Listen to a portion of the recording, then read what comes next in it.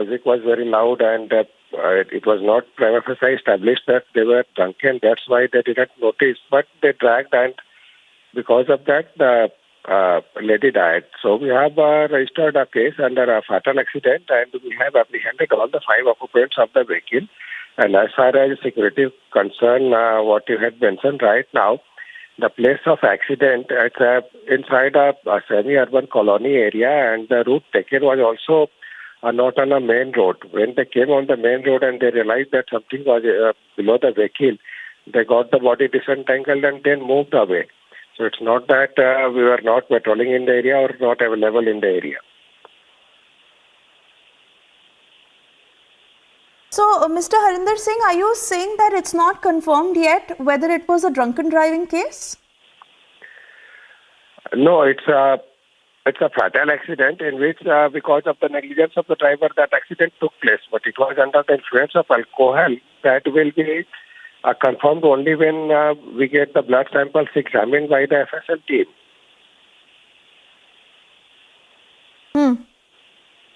Yes, that is right. You can only confirm that once reports come out for sure. But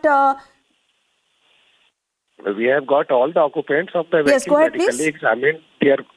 We have got all the occupants of the vehicle, total 5 in number. All have been apprehended. They have been taken to medical examination. Their blood samples have been taken. But presence of alcohol will be confirmed only when the blood is examined. Can you also help us understand the timeline of where she was coming from, what time she was on the scooty, when did the collision happen, how did they drag her and through which area? Because you're saying that this was not one of the main roads, this was a very remote area in Sultanpuri. Then after that, when you got the call on the PCR until you found the dead body? There are 2 parallel situations, one where the accident took place and one where the body of the girl was located. So in Sultanpur area, that is around 4 to 4.5 kilometers from the place where the girl was found. There was an accident and it was reported by our patrolling team. We were in the area and our patrolling team noticed that one scooty is there lying in an accidental condition. And we expected that somebody might have got some accident and shifted to hospital. Parallelly, when the Kanjhavala police tried to find out on the basis of the call made to them that body is being dragged by a car, and by noticing the car, they were able to find out the vehicle as well as the victim. Only then they realized that some accident had taken place and they came back to us with this information, and we were able to link that. Because of the fatal accident, they dragged the body from there and traveled a lot, leading to the damage to the body as well as maybe death. That postmortem will tell.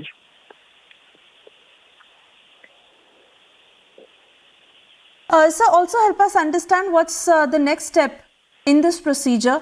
So you are saying that they will be checked for drunken driving. All 4 of them have been apprehended. What's the next step? When will they be produced in court? Are you going to seek further custody? How will you go about tackling this case? We have registered the case. We are investigating the matter. We have apprehended all the 5 occupants of the vehicle. We will establish the role of each and every individual sitting in the car who was on the steering wheel and what role others were playing. As well as, the victim is for very lower middle class family. She was doing part-time job looking after the financial condition of the family also. In that case, we will try and we will approach court to have maximum compensation given to the victim under MSCT. So as of now, you're saying that all 5 of them are stating or making the same statement that because the music was loud, they did not realize that the body was entangled in the tire and they kept driving for 4 kilometers? Maybe they could have realized after that, but under panic or something like that, which we will find out during the investigation. Prima facie, they told that, but we are not going to believe their theory.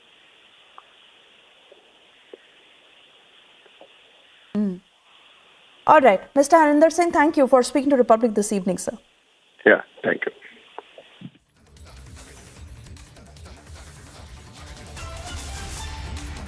That was the statement of Harinder Singh, Delhi DCP, on the investigation that is continuing in this case and checking for details of whether it was drunken driving.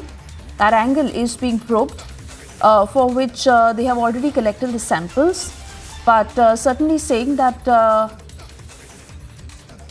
all the accused, for now, making the statement that the music in the car was too loud, and they did not realize that there was a body of that girl entangled in the tire. A very, very barbaric hit and run case that has come to light on New Year's Eve. Happened in the wee hours of the morning. It was at 3:24 when they received the call of a dead body being dragged by a car. At 3:53 when the victim's scooty was found by the Sultanpuri SHO, and 4:11 when the call was received on the body of the girl lying on the road. We have more reactions coming in from the cops. Let's listen in.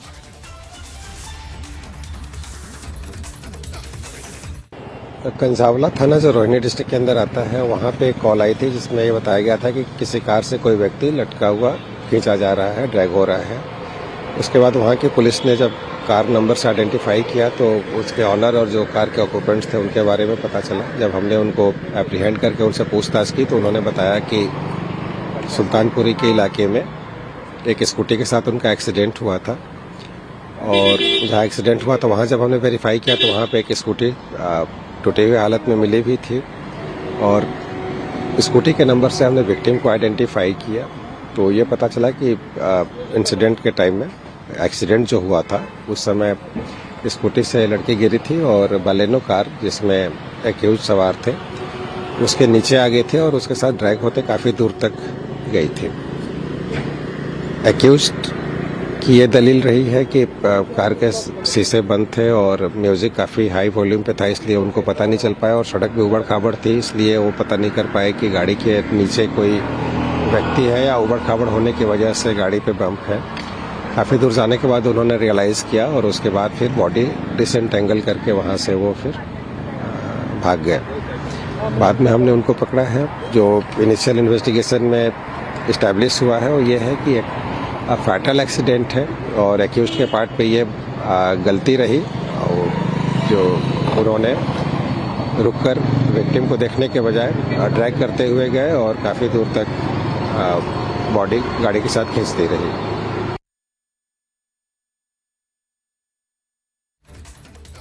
That is exactly what the cops are saying as the investigation continues. But how exactly did this happen? It's a hit and run case that is being reported in the national capital on New Year's Eve in the wee hours of the morning, when a 20-year-old who was returning from work was a part of the events industry. On New Year's Eve, she had finished with her work. She was coming back on her scooty when her scooty collided with this very Baleno that is on your screens right now. There were 5 men sitting inside this Baleno. Now, their version so far is that they did not realize when the collision happened, and because the music was very loud, they didn't know that the girl got entangled in that tire. But absolutely horrific to learn that the girl's body was entangled in that tire, and she was dragged for a good 4 kilometers until she died. It was at 4:11 when the call was received on the girl's body lying on the road. And the police is now looking into details, confirming whether this was a drunken driving case, considering it was New Year's Eve. These 5 men were returning. Where exactly were they coming from? Were they partying? Whether they were drunk is something that they have been denying so far. But that will of course be checked as their samples have been taken. And a 20-year-old girl coming back on her scooty after working all day, killed in the night by 5 men who were in that car. And they dragged her body for 4 kilometers. on the streets of the national capital, taking a deserted route, because they say that they should have gotten down from the car to check on her, but they did the complete opposite, and a very, very barbaric act that has come to light. Srishti is joining us from Republic Bharat. Srishti, it is horrific to even understand what the girl may have gone through in that time. And this theory is absolutely bizarre, that the music was loud, so they did not realize that her body was entangled in the tire. As the DCP is saying that it could have probably been the fear of getting caught in an accident, so getting out of the car to check on her, which is something they did not do. Instead, her body got entangled in the tire and they drove around, taking deserted streets for a good 4 kilometers.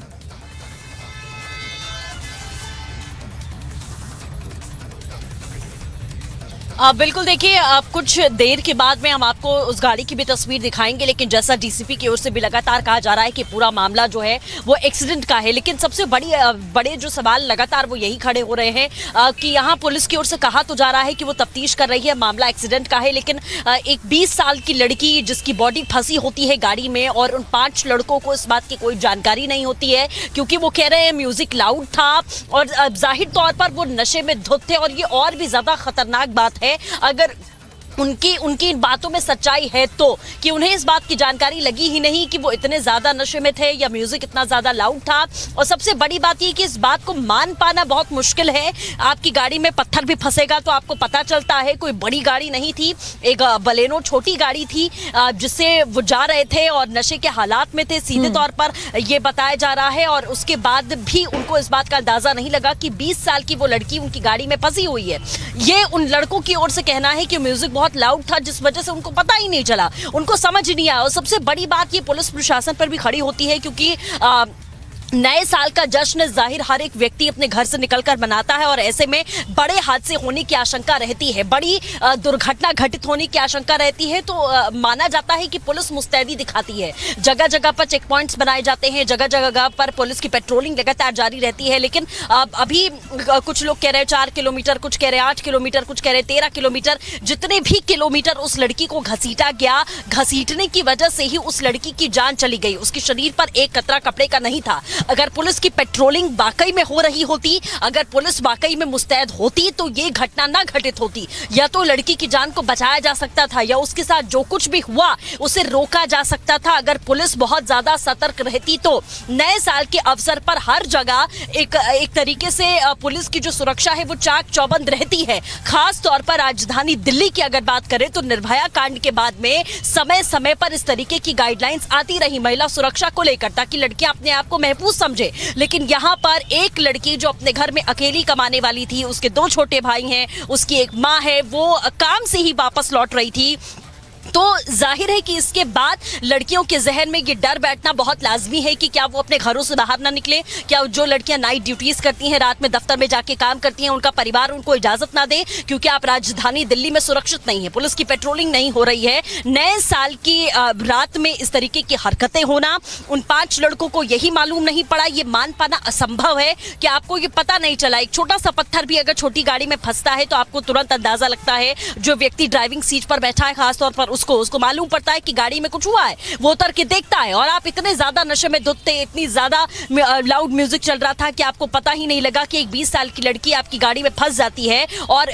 कई kilometre घसीटने की वजह से उसकी जान चली जाती है। Police लगातार इस बात को कह रही है कि एक्सीडेंट का मामला है, किसी प्रकार की दरिंदगी यहाँ पर नहीं हुई है। लेकिन अगर पुलिस की सतर्कता होती, दिल्ली पुलिस के जो दावे लगातार करती है महिला सुरक्षा को लेकर, खास तौर पर कानून व्यवस्था को लेकर, अगर वो वाकई में उस तरीके से धरातल पर उतरते तो शायद उस लड़की की जान को बचाया जा सकता था। लेकिन सीधे तौर पर कानून व्यवस्था पूरी तरीके से ध्वस्त रही है इस पूरे मामले में, क्योंकि कानून की धज्जियां यहाँ पर उड़ाई गई। ना तो पुलिस की पेट्रोलिंग थी, ना तो उस रास्ते पर उतनी किलोमीटर में कोई भी एक ऐसे चेकिंग पॉइंट्स नहीं बनाए गए थे। मूर्थल से वो लड़के लौट रहे थे, ये जानकारी मिल रही है। और सुबह 3:30 से 3:45 बजे का वक्त था जब एक कॉलर कॉल करके बताता है कि एक लड़की नग्न अवस्था में निवस्त्र है, उसके शरीर पर एक भी कपड़ा नहीं है और वो छत बिछत हालात में जमीन पर पड़ी हुई है। वो तस्वीरें दिखा पाना बहुत मुश्किल है।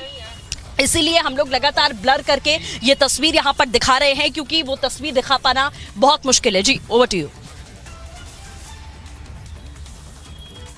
Absolutely, Srishti, and fact is that probably that girl's life could have been saved if they had just gotten down in time and rushed her to a hospital, because according to the details that are coming in, it was really her body getting entangled in the car and being driven for very many kilometers that took her life. But it is evident that the boys chose to do that, whether they were drunk or they were not. But they left her to die, and in the most brutal way one can imagine. We are tracking the story very closely. For the moment, we are stepping into a short commercial break.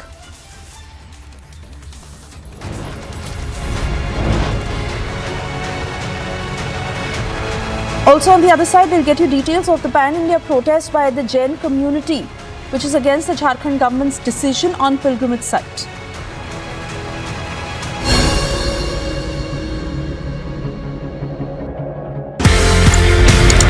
आपकी कहानी ये है कि sir आपको गोली लगी, खून बह रहा था, आप जमीन पे पड़े थे और उस वक्त जब हेलीकॉप्टर आपका कैजुअलिटी इवैक्यूएशन करने के लिए आया तो आपके पास दो चॉइसेस थे, खुद की जान बचाओ या दो बच्चों की जान बचाओ। What was that story? What happened in Manipur? बचपन से मैंने सीखा था कि बाजुओं में नहीं होता ताकत। I think the most important thing is to believe that you have a mission at hand. Now that I have reached there, I can't just abandon the mission. मैं GK2 में खड़ा हूं और आप मेरे राइट साइड में देख सकती हैं, ये वही अंतरा केयर सेंटर है जहां पर बताया जा रहा है कि सुबह में आग लगी है। लगभग 5 बजे का वो समय बताया जा रहा है कि जब फायर को कॉल आया था कि इस तरीके से जो अंतरा केयर सेंटर में आग लग चुका है। आपको एक तस्वीर मैं दिखाना चाहूँगा, जो 2nd फ्लोर है और 3rd फ्लोर है। बताया जा रहा है कि उन्हीं दोनों फ्लोर में आग सबसे ज़्यादा इफेक्ट हुई थी। और साथ ही मैं अपने विजय को बोलूँगा कि ये जूम करके थोड़ी तस्वीरें दिखाएं, क्योंकि जिस तरीके से ये आग लगी है उसमें बताया जा रहा है कि 2 लोगों की झुलसने से मौत हो गई है और साथ ही 6 लोगों को रेस्क्यू कर लिया गया है। पूरी तरीके से रेस्क्यू का काम यहाँ पे ख़त्म हो चुका है। और साथ में अपने विजय को बोलूँगा कि वो आगे चल करके दिखाने की कोशिश करें कि किस तरीके से ये आग ऊपर तक फैली होगी और जो अंदर लोग थे उनको काफ़ी मशक्क़त के बाद जो दिल्ली पुलिस के जवान हैं और साथ ही जो फायर के जवान हैं उन्होंने निकाला होगा। और साथ ही आप देख सकते हैं कि लगातार जो अधिकारी है, दिल्ली पुलिस का अधिकारी है और जो तमाम फायर के अधिकारी है वो अंदर ही मौजूद है और वो देख रहे हैं कि किसी तरीके से और कोई अंदर तो फंसा नहीं है। आपकी कहानी ये है कि सर आपको गोली लगी, खून बह रहा था, आप जमीन पे पड़े थे और उस वक्त जब हेलीकॉप्टर आपका कैजुअलिटी इवैक्यूएशन करने के लिए आया तो आपके पास दो चॉइसेस थे, खुद की जान बचाओ या दो बच्चों की जान बचाओ। What was that story? What happened in Manipur? बचपन से मैंने सीखा था कि बाजुओं में नहीं होता ताकत। I think the most important thing is to believe that you have a mission at hand. Now that I have reached there, I can't just abandon the mission. मैं GK2 में खड़ा हूं और आप मेरे राइट साइड में देख सकती हैं, ये वही अंतरा केयर सेंटर है जहां पर बताया जा रहा है कि सुबह में आग लगी है। लगभग 5 बजे का वो समय बताया जा रहा है कि जब फायर को कॉल आया था कि इस तरीके से जो अंतरा केयर सेंटर में आग लग चुका है। आपको एक तस्वीर मैं दिखाना चाहूँगा, जो 2nd फ्लोर है और 3rd फ्लोर है। बताया जा रहा है कि उन्हीं दोनों फ्लोर में आग सबसे ज़्यादा इफेक्ट हुई थी। और साथ ही मैं अपने विजय को बोलूँगा कि ये जूम करके थोड़ी तस्वीरें दिखाएं, क्योंकि जिस तरीके से ये आग लगी है उसमें बताया जा रहा है कि 2 लोगों की झुलसने से मौत हो गई है और साथ ही 6 लोगों को रेस्क्यू कर लिया गया है।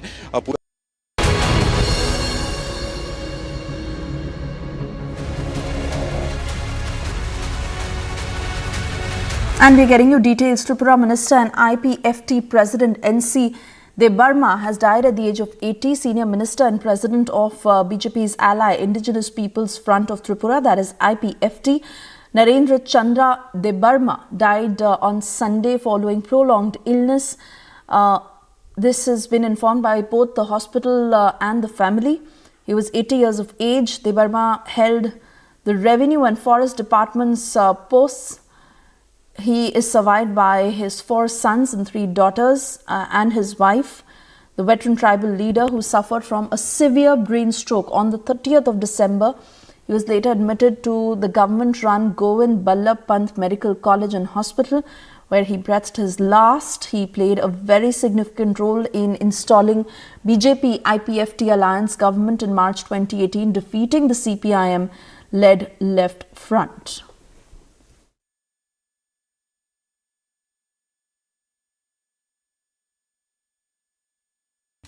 मैं GK2 में खड़ा हूं और आप मेरे राइट साइड में देख सकती हैं, ये वही अंतरा केयर सेंटर है जहां पर बताया जा रहा है कि सुबह में आग लगी है। लगभग 5 बजे का वो समय बताया जा रहा है कि जब फायर को कॉल आया था कि इस तरीके से जो अंतरा केयर सेंटर में आग लग चुका है। आपको एक तस्वीर मैं दिखाना चाहूँगा, जो सेकंड फ्लोर है और थर्ड फ्लोर है, बताया जा रहा है कि उन्हीं दोनों फ्लोर में आग सबसे ज़्यादा इफेक्ट हुई थी। और साथ ही मैं अपने विजय को बोलूँगा कि ये जूम करके थोड़ी तस्वीरें दिखाएं, क्योंकि जिस तरीके से ये आग लगी है उसमें बताया जा रहा है कि 2 लोगों की झुलसने से मौत हो गई है और साथ ही 6 लोगों को रेस्क्यू कर लिया गया है। पूरी तरीके से रेस्क्यू का काम यहाँ पे ख़त्म हो चुका है। और साथ में अपने विजय को बोलूँगा कि वो आगे चल करके दिखाने की कोशिश करें कि किस तरीके से ये आग ऊपर तक फैली होगी और जो अंदर लोग थे उनको काफ़ी मशक्क़त के बाद जो दिल्ली पुलिस के जवान हैं और साथ ही जो फायर के जवान हैं उन्होंने निकाला होगा। और साथ ही आप देख सकते हैं कि लगातार जो अधिकारी है, दिल्ली पुलिस का अधिकारी है और जो तमाम फायर के अधिकारी है वो अंदर ही मौजूद है और वो देख रहे हैं कि किसी तरीके से और कोई अंदर तो फंसा नहीं है। आपकी कहानी यह है कि सर आपको गोली लगी, खून बह रहा था, आप जमीन पे पड़े थे और उस वक्त जब हेलीकॉप्टर आपका कैजुअलिटी इवैक्यूएशन करने के लिए आया तो आपके पास 2 चॉइसेस थे, खुद की जान बचाओ या 2 बच्चों की जान बचाओ। What was that story? What happened in Manipur? बचपन से मैंने सीखा था कि बाजुओं में नहीं होता ताकत। I think the most important thing is to believe that you have a mission at hand. Now that I have reached there, I can't just abandon the mission. मैं GK2 में खड़ा हूं और आप मेरे राइट साइड में देख सकती हैं, ये वही अंतरा केयर सेंटर है जहां पर बताया जा रहा है कि सुबह में आग लगी है। लगभग 5 बजे का वो समय बताया जा रहा है कि जब फायर को कॉल आया था कि इस तरीके से जो अंतरा केयर सेंटर में आग लग चुका है। आपको एक तस्वीर मैं दिखाना चाहूँगा, जो सेकंड फ्लोर है और थर्ड फ्लोर है, बताया जा रहा है कि उन्हीं दोनों फ्लोर में आग सबसे ज़्यादा इफेक्ट हुई थी। और साथ ही मैं अपने विजय को बोलूँगा कि ये जूम करके थोड़ी तस्वीरें दिखाएं, क्योंकि जिस तरीके से ये आग लगी है उसमें बताया जा रहा है कि 2 लोगों की झुलसने से मौत हो गई है और साथ ही 6 लोगों को rescue.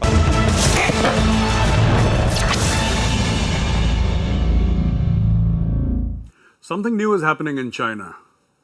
Something new that is the result of the battering China has taken in the recent wave of COVID. We all know that there are dead bodies piling up and the crematoriums are busy 24/7. We are given to believe that there is a lack of hospital beds and patients have to be treated while lying down on floors. All that is true. But it's also true that the Chinese have done something new for once. Hi, I'm Major Gauravari and you're watching Checkmate.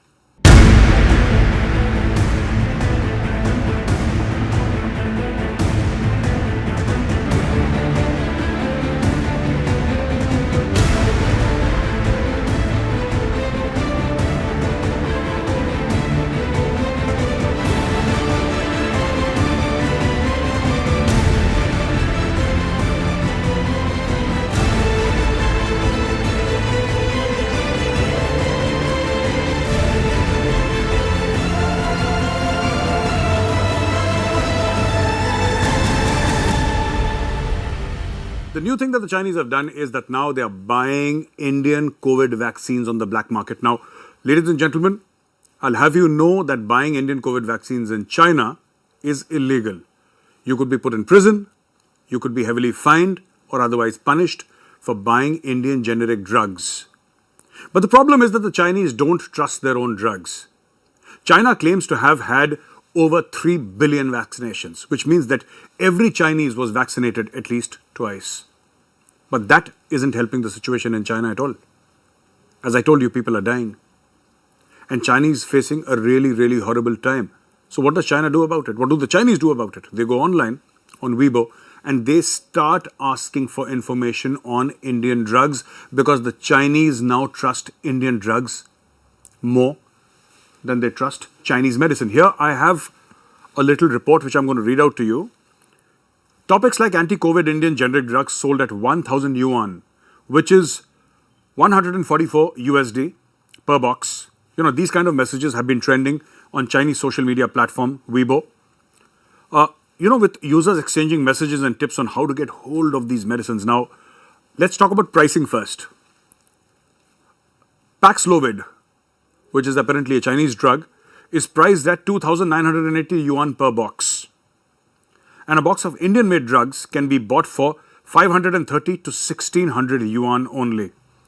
So Indians are selling drugs more effective at almost 1/5 the price, and the Chinese can't seem to get enough. So there is an illegal trading of Indian vaccines which is happening on Chinese social media.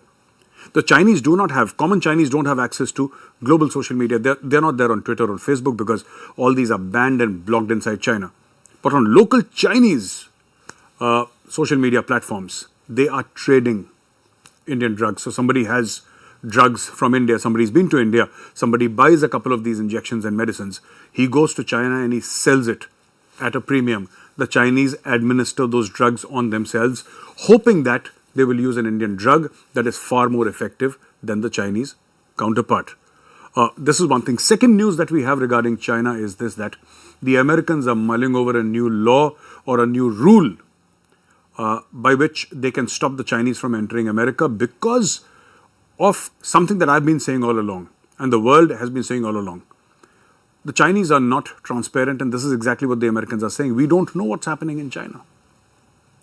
We don't know what in God's name China is doing because China has been hiding figures. They've been fudging figures.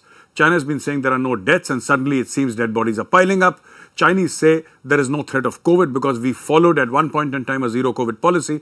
But today, entire Chinese cities are in a state of mayhem and chaos. The West does not know what to believe and what not to believe. And as a precautionary measure, they are mulling over the fact, should we stop passengers coming over from China into the United States of America? That's what the Americans are saying. And trust me, if America does this, many other countries will follow suit. On various social media platforms, I have been requesting the government of India to follow suit, or at least take the first step, if not follow suit, because I've been saying it for a long time now. Stop Indians from traveling to China and stop the Chinese from traveling to India. Otherwise, we don't know what we are in for. We don't have much exposure to this new strain of COVID, and we don't know what else will come out of China because there was a time during the third wave and the second wave where we saw lakhs of Indians dead. We saw a massive shortage of oxygen, of basic health facilities because the system crashed, the population of India being what it is. Even though the government says that they are fully prepared, and I believe them when they say that, but the fact of the matter is, if you do not know what the enemy looks like, or what capabilities the enemy has, it is very difficult to prepare against that enemy.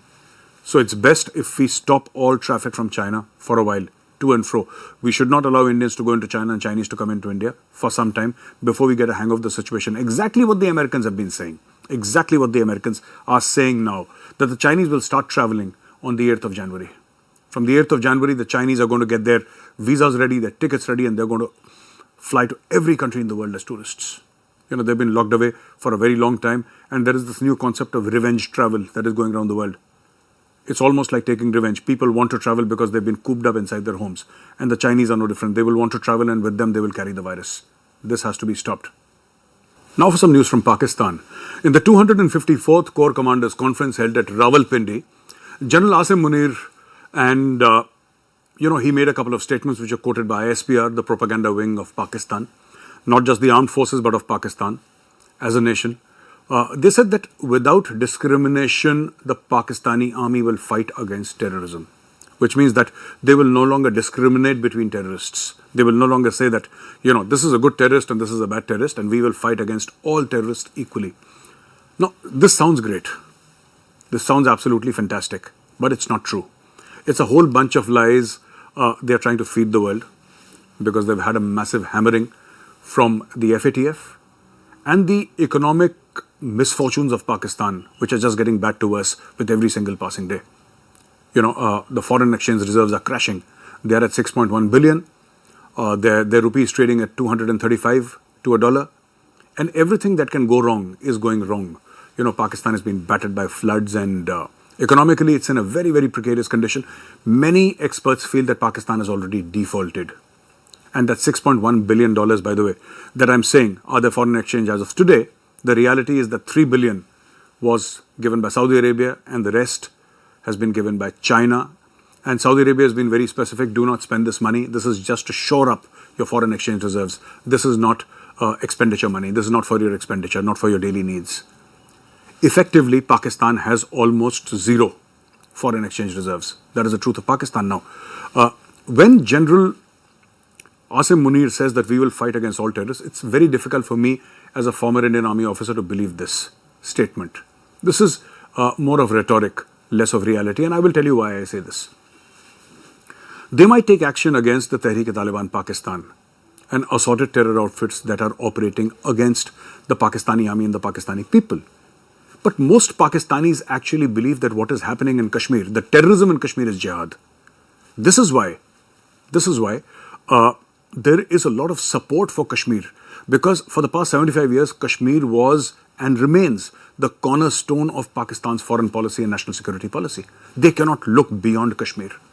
They're extremely short-sighted that way, myopic even. So to say that they will act on all terrorists, I think there is a fine line and there is a difference. The difference is that they do not consider Lashkar-e-Taiba, Jaish-e-Mohammed and the Hizbul Mujahideen terrorists. They consider them freedom fighters. There is a twist in the definition.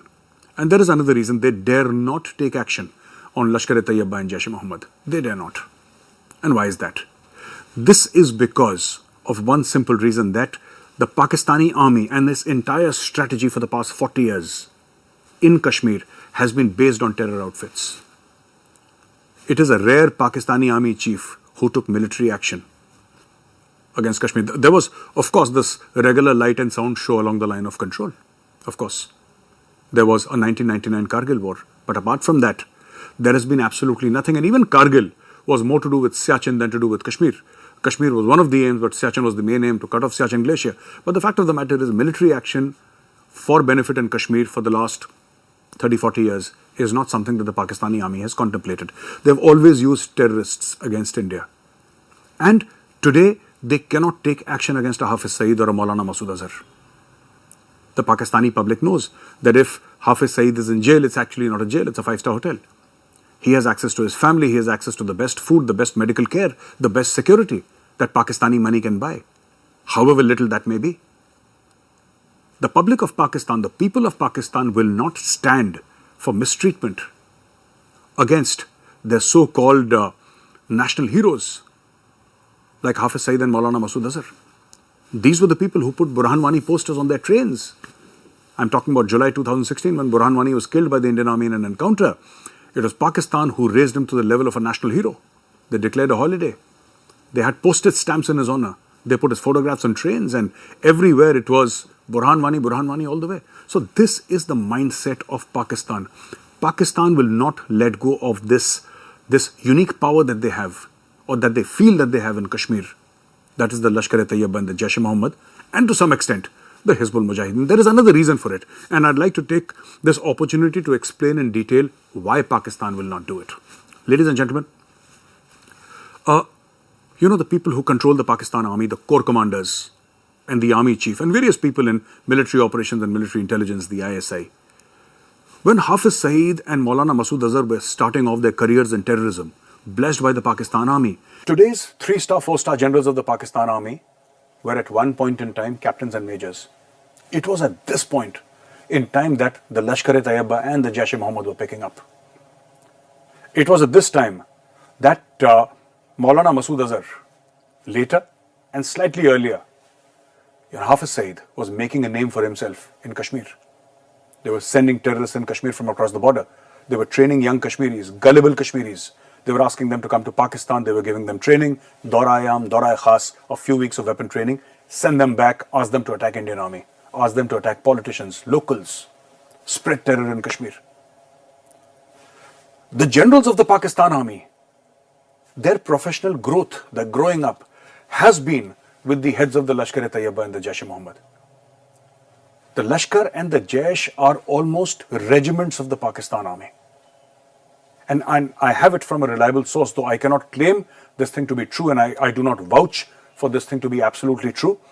But I have journalist friends in Pakistan who tell me that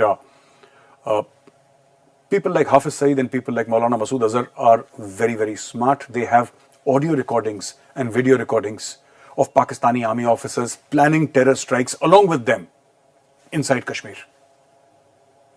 And some of those senior officers today are those very officers who 30 years back were sitting with Hafiz Saeed in a drawing room in Muridke planning the next strike in Kashmir. Today they are co-commanders. Today they are army chiefs or Director General of Military Operations and Military Intelligence. They have grown up together literally. Their professional growth has been simultaneous. Today, how can a Pakistani general take action against Hafiz Saeed? Hafiz Saeed has a plethora of information about them. And they say, these sources say, unconfirmed, let me state for the record, unconfirmed, but these sources tell me, and I have my people there who keep on telling me, they're journalists, they say that Major Saab, Hafiz Saeed and other people who are part of the terror network in Pakistan, they have this evidence against the Pakistan army, which they have placed in safe boxes outside Pakistan. So if tomorrow the Pakistani army comes under pressure from FATF, from the United Nations, from the Americans or from India, they don't end up killing Hafiz Saeed in a fake encounter. They don't end up decimating his organization. Which is why, ladies and gentlemen, even when Pakistan was under a huge amount of stress, FATF, during those times when it was on the grey list, and it lost almost $35 billion over a period of 4.5 years, Pakistan did not give up. Lashkar-e-Taiba chief and the Hizbul Mujahideen chief, Pakistan did not give up these people. Pakistan owes forced loyalty to them. It owes loyalty to them, and it's forced. They're blackmailing each other.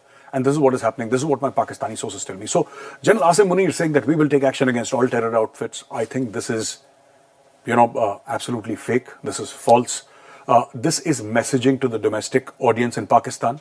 People who are sick and tired of, being attacked by the Tehreek-e-Taliban Pakistan. Of course, Pakistan will take some action against the Lashkar-e-Taiba and the Jaish-e-Mohammed, but that will be action like legal cases, court cases, like imprisoning a few leaders to show to the world that our judiciary is, taking cognizance of this and we are filing cases and we're doing the right thing as a democracy.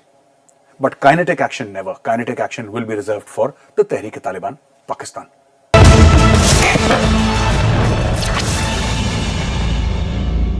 Baloch people living in coastal areas, generally around Gawadar, like people living in coastal areas in India and other parts of the world, one of the primary occupations is fishing. And they've been doing it for hundreds of years, centuries old profession. They have these old boats in which they can go, maybe 1 or 2 or 3 kilometers inside, fish and come back. It's almost hand to mouth. It's almost subsistence. Now what happens is, suddenly the Pakistani government gives permission to Chinese trawlers to come and start fishing there, making money. The Pakistani government and the Pakistani army did not consider the welfare of the Baloch. Had this been in Punjab, it would have never happened. But then Baloch are not just second class, but rather third class citizens.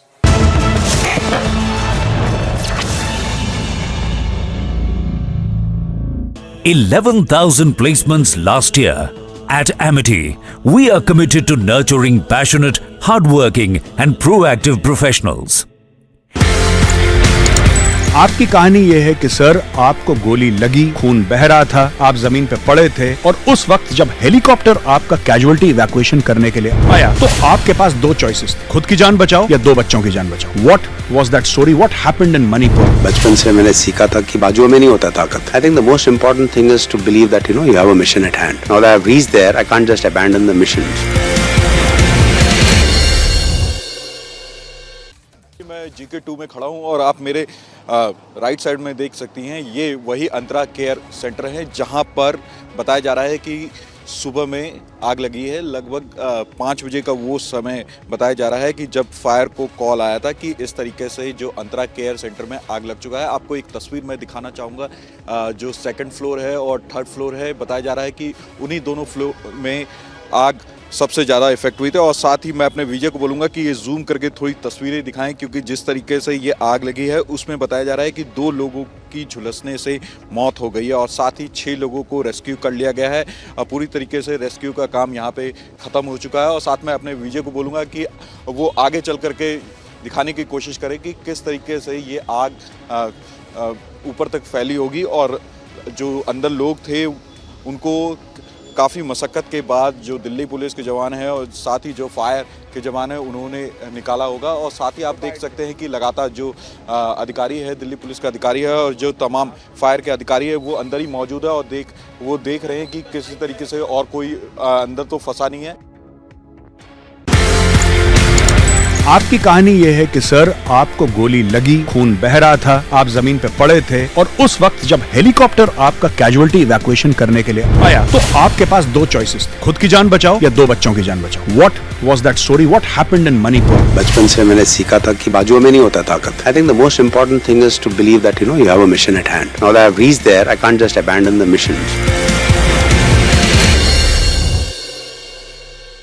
मैं GK 2 में खड़ा हूं और आप मेरे right side में देख सकती हैं, ये वही अंतरा केयर सेंटर है जहां पर बताया जा रहा है कि सुबह में आग लगी है। लगभग 5 बजे का वो समय बताया जा रहा है कि जब फायर को कॉल आया था कि इस तरीके से जो अंतरा केयर सेंटर में आग लग चुका है। आपको एक तस्वीर मैं दिखाना चाहूँगा, जो 2nd फ्लोर है और 3rd फ्लोर है। बताया जा रहा है कि उन्हीं दोनों फ्लोर में आग सबसे ज़्यादा इफेक्ट हुई थी। और साथ ही मैं अपने विजय को बोलूँगा कि ये जूम करके थोड़ी तस्वीरें दिखाएं, क्योंकि जिस तरीके से ये आग लगी है उसमें बताया जा रहा है कि 2 लोगों की झुलसने से मौत हो गई है और साथ ही 6 लोगों को रेस्क्यू कर लिया गया है। पूरी तरीके से रेस्क्यू का काम यहाँ पे ख़त्म हो चुका है। और साथ में अपने विजय को बोलूँगा कि वो आगे चल करके दिखाने की कोशिश करें कि किस तरीके से ये आग What has happened is that Nishat Chunia, one of the biggest textile manufacturers in Pakistan had at one point in time a very vibrant textile manufacturing base. Now this is all shut down, and there are 2-3 reasons. First of all, government policies which don't help manufacturers of any kind. The electricity rates in Pakistan really going up, electricity becoming unaffordable for the common man and also for business houses. But the main thing is that the inability of the State Bank of Pakistan, to issue letters of credit. Now, where does Pakistan get raw material from? People need to be paid. People need to be paid in dollars. In different countries from where Pakistan imports raw material, Pakistan does not have so much of raw material on its own. And this is where the problem comes in. Now, Nishat Chunia, one of the biggest brands in Pakistan for textile manufacturing, has been temporarily shut down. And there are stories about other things happening in Pakistan where loads of companies, literally in their hundreds, are on the verge of shutting down, or they're talking to the government, pleading for some sort of relief. But there is no relief to be had. The core problem is lack of dollars.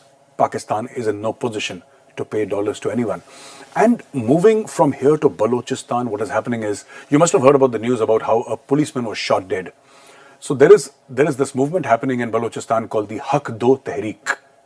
Haq as in right, and Do, give us our rights. Haq Do Tehreek. And what has happened is that a lot of Baloch people have got together. They've literally shut down the national highway. They're not allowing the Chinese to leave. I believe some Chinese are stuck inside, but the Pakistani media is not very open about this. They're not very transparent about this. There is no regular media coverage. All the videos that you will find are not from mainstream media, generally from social media. There is a clampdown, and I'm given to understand that for the past 7 days, they have shut down mobile communication in certain parts of Balochistan, especially Gawadar. Now, what is happening there is, we've discussed this once before in Checkmate also, and I will say this again. The Chinese are grabbing Baloch resources, and the Baloch don't like it. Earlier, the Pakistani Punjabis were grabbing gas from the Sui gas fields, they have massive gas fields in Pakistan, and everything goes to Lahore. Homes in Lahore, homes in Karachi, homes in Islamabad are heated. But the Baloch, they still cook with firewood, and they have no heating in their homes because everything is taken mostly to Pakistani Punjab. Now the problem here is, especially started off with the fishing community in Balochistan, especially in Gawadar. Baloch people living in coastal areas, generally around Gawadar, like people living in coastal areas in India and other parts of the world, one of the primary occupations is fishing. And they've been doing it for hundreds of years, centuries old profession. They have these old boats in which they can go, maybe 1 or 2 or 3 kilometers inside, fish and come back. It's almost hand to mouth. It's almost subsistence. Now what happens is, suddenly the Pakistani government gives permission to Chinese trawlers to come and start fishing there, making money. The Pakistani government and the Pakistani army did not consider the welfare of the Baloch. Had this been in Punjab, it would have never happened. But then Baloch are not just second class, but rather third class citizens in their old so-called country called Pakistan. So what happened was they allowed these hundreds of Chinese fishing boats to come. Now these are big trawlers, which the Chinese have in Balochistan. These are big trawlers. Trawlers that can stay days at sea. Big fishing boats with refrigeration in them. Big fishing boats which have radars and GPS and all the latest equipment. Fishing boats that can go fish in international water and come back to Pakistan. The Chinese trawlers have taken away all the fish and there is nothing for the Baloch, which is why the Baloch fishermen, this started off as a fishermen's protest. And this has snowballed into the Haq Do Tehreek, which is give us our rights. The movement for demanding of rights of the Baloch people. Now, the Baloch people obviously are suffering because of Pakistani army action. There are checkpoints everywhere. Baloch women are humiliated. The elderly are humiliated. Plus, even their daily bread is being taken away. Now, what has happened in Pakistan, and it's not happened today, it's been happening for some time, is that there is so much of pressure on the Baloch. There is so much of pressure by the largely Punjabi Pakistani army that the Baloch have now joined hands with the TTP. In fact, they did that in the early part of this year. But now it is coming to the fore where the Baloch separatists, the Baloch freedom fighters have joined hands with the Tehreek-e-Taliban Pakistan. Most of them have homes inside Afghanistan also. So what's happening is that the Baloch go, they attack and they melt away into Afghanistan or go back into the hills. Now these attacks that have been happening in Pakistan for the last 10-15 days, every day there is an attack, every day there is a killing. This is because of the partnership of the Baloch with the TTP. The TTP were anyway attacking the Pakistani armed forces. They were anyway killing. But the Baloch felt that they needed more firepower. The aims of both these organizations are different. The Baloch want an independent Balochistan and the TTP want the Sharia. But like they say in Hindi, Dost ka dushman, apna dushman. Your friend's enemy automatically becomes your enemy, and your enemy's enemy automatically becomes your friend. This has exactly what has happened in Balochistan. Now they're attacking Pakistani armed forces, they're killing Pakistani policemen, they're killing the levies, the frontier corps, and everybody who they think is possibly a collaborator who's sort of giving information, who's a traitor to the Baloch people. Those people are being silenced, they're being killed in Balochistan. It's really sad, the levels of violence, but then a people oppressed for too long, and here I'm talking about Baloch, not the TTP, the people who've been oppressed for so long. There will be a time, when they will lose patience and they will fight, and this will be a bloody war. It has been continuing, it's now spiraled out of control. There is nothing that the Pakistani army can do, except for giving press conferences. ISPR organized press conferences. There is very little that the Pakistani army can do because the entire area is up in arms. There are various think tanks who are saying that 2 provinces of Pakistan, or Pakistan has 4 provinces. It has Punjab, it has Sindh, Balochistan and Khyber Pakhtunkhwa. And many experts are saying that 2 provinces are absolutely out of Pakistan's control. Khyber Pakhtunkhwa, which is ruled by the Pakistan Tehreek-e-Insaf, and Balochistan, which is ruled by BAP, the Balochistan Awami Party, along with other parties also. So it's like a coalition government happening in Balochistan. It's absolutely out of control. The army says law and order is a local issue. The policemen there say that we cannot control it because these terrorists come from across the border. These freedom fighters come from Afghanistan. They're carrying with them rocket launchers. They're carrying with them grenades, AK-47, sniper rifles, the latest equipment. And, a lot of people made fun, a lot of Pakistanis made fun of the Americans when America left Afghanistan. They said, America ran away, America was afraid, and America left $85 billion worth of arms and ammunition in Afghanistan. And the Pakistanis were laughing, jeering, making fun of the Americans, and saying that, oh, we have defeated the Americans. That was the Pakistani narrative, that it was the Pakistanis who had somehow, been very smart about it, been very cunning, and defeated the Americans along with the Taliban. Now, those $85 billion worth of weapons are coming to bite Pakistan. They're using the latest thermal imaging. The terrorists are using the latest sniper rifles, the latest weapons that the American Marines and the infantry used. They're using everything in the American arsenal, and they're using those weapons to kill Pakistani citizens, including Pakistan Army. Pakistan Army has no answer. Balochistan and Khyber Pakhtunkhwa are going out of control. They're spiraling absolutely out of control. So, ladies and gentlemen, this is what I have for you this week. I hope you like this episode. I'm going to be back again with fresh news from around the world for you on Checkmate. Thank you for watching and have a great week.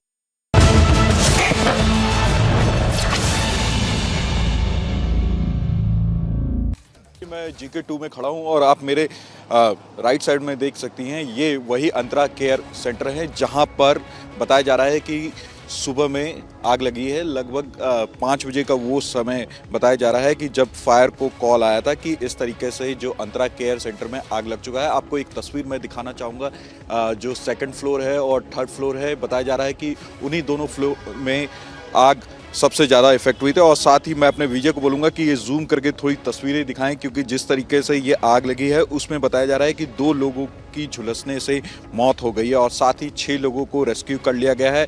पूरी तरीके से rescue का काम यहाँ पे ख़त्म हो चुका है। और साथ में अपने विजय को बोलूँगा कि वो आगे चल करके दिखाने की कोशिश करें कि किस तरीके से ये आग ऊपर तक फैली होगी और जो अंदर लोग थे उनको काफ़ी मशक्क़त के बाद जो दिल्ली पुलिस के जवान हैं और साथ ही जो फायर के जवान हैं उन्होंने निकाला होगा। और साथ ही आप देख सकते हैं कि लगातार जो अधिकारी है, दिल्ली पुलिस का अधिकारी है और जो तमाम फायर के अधिकारी है वो अंदर ही मौजूद है और वो देख रहे हैं कि किसी तरीके से और कोई अंदर तो फंसा नहीं है।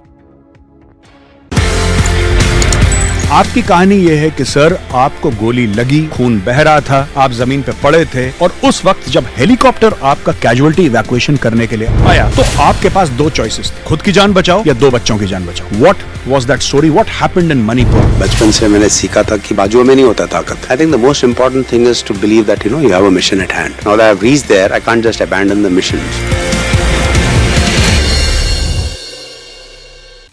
मैं GK 2 में खड़ा हूं और आप मेरे राइट साइड में देख सकती हैं, ये वही अंतरा केयर सेंटर है जहां पर बताया जा रहा है कि सुबह में आग लगी है। लगभग 5 बजे का वो समय बताया जा रहा है कि जब फायर को कॉल आया था कि इस तरीके से जो Antara care centre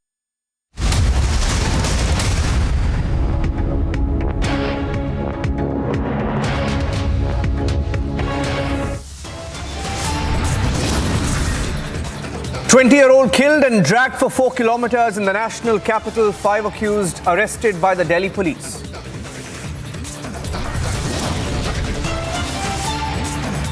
As opposition tries to communalize delimitation process in Assam, the chief minister says there's nothing to politicize.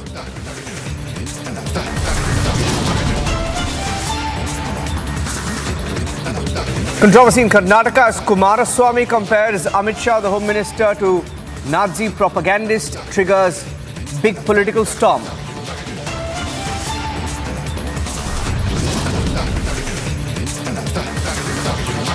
Pan-India protest by the Jain community against Jharkhand government decision on pilgrimage site.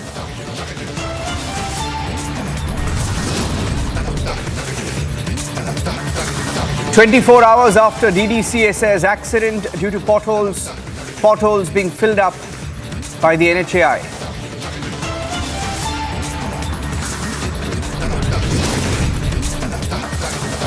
Haryana Sports Minister faces sexual harassment charge, demands grow for his sacking.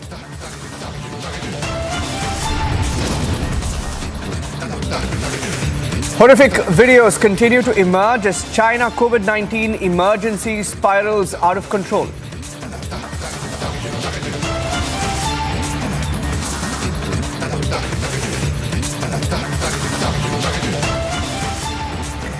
Thank you for staying with us here on Republic TV, ladies and gentlemen. This evening, getting in some breaking news of a woman who was killed after she was hit by a car and then dragged for a few kilometers on the road in the national capital. and she was entangled to the wheels. We're getting in non-stop reactions to it.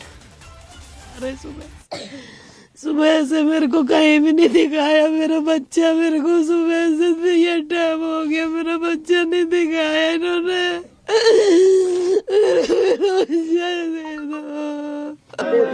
माँ की हालत देख लो क्या होता है, चारपाई में रहती है। हमें तो सुबह बड़ी वाली सिस्टर को 8 बजे पता लगा है और हमारे को 10-11 बजे यहाँ खबर आई है, फ़ोन आया था छोटी वाली सिस्टर के पास कि एक्सीडेंट हुआ है, वो लड़की एक्सपायर हो चुकी है। ठीक है, उसके बाद हम थाने में गए। थाने में जाके बस डीसीपी साहब भी थे, एसीपी साहब भी थे, उन्होंने बोला छानबीन हो रही है। उस टाइम मौका वारदात पे 2 लड़के पकड़े हुए थे। बलिनो से एक्सीडेंट हुआ था, जिसमें कि बता रहे हैं कि 8 से 10 किलोमीटर की रेंज में उस लड़की को रगड़ा है। स्कूटी कहीं मिली है और बॉडी कहीं मिली है। ठीक है, उसके बावजूद वो लड़की जाती थी इवेंट करने के लिए, छोटा मोटा। उसके पिताजी भी नहीं है, ठीक है, हमारे जीजा, और घर में कमाने वाला कोई व्यक्ति नहीं है। ये छोटे छोटे भाई बहन हैं, ठीक है, जिनका वो अपने घर में चलाने वाले, घर को परिवार को चलाने वाली एक वही लड़की थी। और ये जानबूझ के सरासर ये एक्सीडेंट नहीं है, उस लड़की को अकेले देख के उसके साथ कुछ ना कुछ वारदात हुई है, कुछ ना कुछ उसके साथ घटना हुई है, जिसके कारण बॉडी अलग है और स्कूटी अलग है। इसकी हम चाहते हैं छानबीन सख्त से सख्त की जाए। इन बच्चों का गुजार बसर कौन करेगा? हम सरकार से ये चाहते हैं कि इनका भी कुछ देखो। छोटे छोटे भाई बहन हैं, अकेली लड़की थी, उनके हस्बैंड भी नहीं है, वो खुद बीमार रहती है। कभी वो लड़की कहीं से वेलकम, कभी कहीं से इवेंट करके अपना गुजारा करती थी। घर में कोई आदमी नहीं है कमाने वाला। हम चाहते हैं सरकार से कुछ ना कुछ इन बच्चों की तरफ देख के कुछ ना कुछ न्याय, हमारे को न्याय मिलना चाहिए। तो पुलिस ये बता रही है कि गाड़ी से एक्सीडेंट हुआ और उसके बाद जो आपकी भतीजी हैं उनके कोई कपड़ा वगैरह, भांजी जो है, हाँ जी, वो उनका कपड़ा वगैरह उनकी गाड़ी में फंस गया, जिसकी वजह से वो घसीटते हुए चली गई। तो ये आपको क्या लग रहा है इसमें? सर, ये कपड़ा तो मिला है। अब आप भी समझते हो कि जब कोई ठंड में जा रहा है तो कपड़ा तो नेचुरली मिलेगा, ठीक है। कपड़ा मिला है, वो तो मौका वारदात पे जैसे मानो जबरदस्ती भी करता है इंसान। अगर एक्सीडेंट हुआ है, एक्सीडेंट लड़की तो घिसट गई, उसको जबरदस्ती, वो तो टक्कर होगी, जबरदस्ती गाड़ी में डाल के और कहीं लेके भी तो मारा होगा उस लड़की को। बॉडी 10 किलोमीटर की रेंज में बता रहे हैं कि स्कूटी कहीं मिली है और बॉडी बैक साइड में वापसी मिली है। तो बॉडी पहले मारी है या स्कूटी वहां पे बाद में छोड़ी है? ये कहीं से तो कहीं तक बात नहीं हजम होती ना। बंदों को पकड़ने से क्या, वो तो बंदे आज पकड़ लिए दिखाने के लिए, कल वो छोड़ भी सकते हैं। और उसके साथ, लड़की के साथ कुछ ना कुछ हादसा हुआ है, जिसके साथ हम चाहते हैं सख्त से सख्त कार्रवाई हो, उनको सजा मिले। शिवानी, तू भी आ जा। प्रीति, ये तो शादी इसकी लेनी है।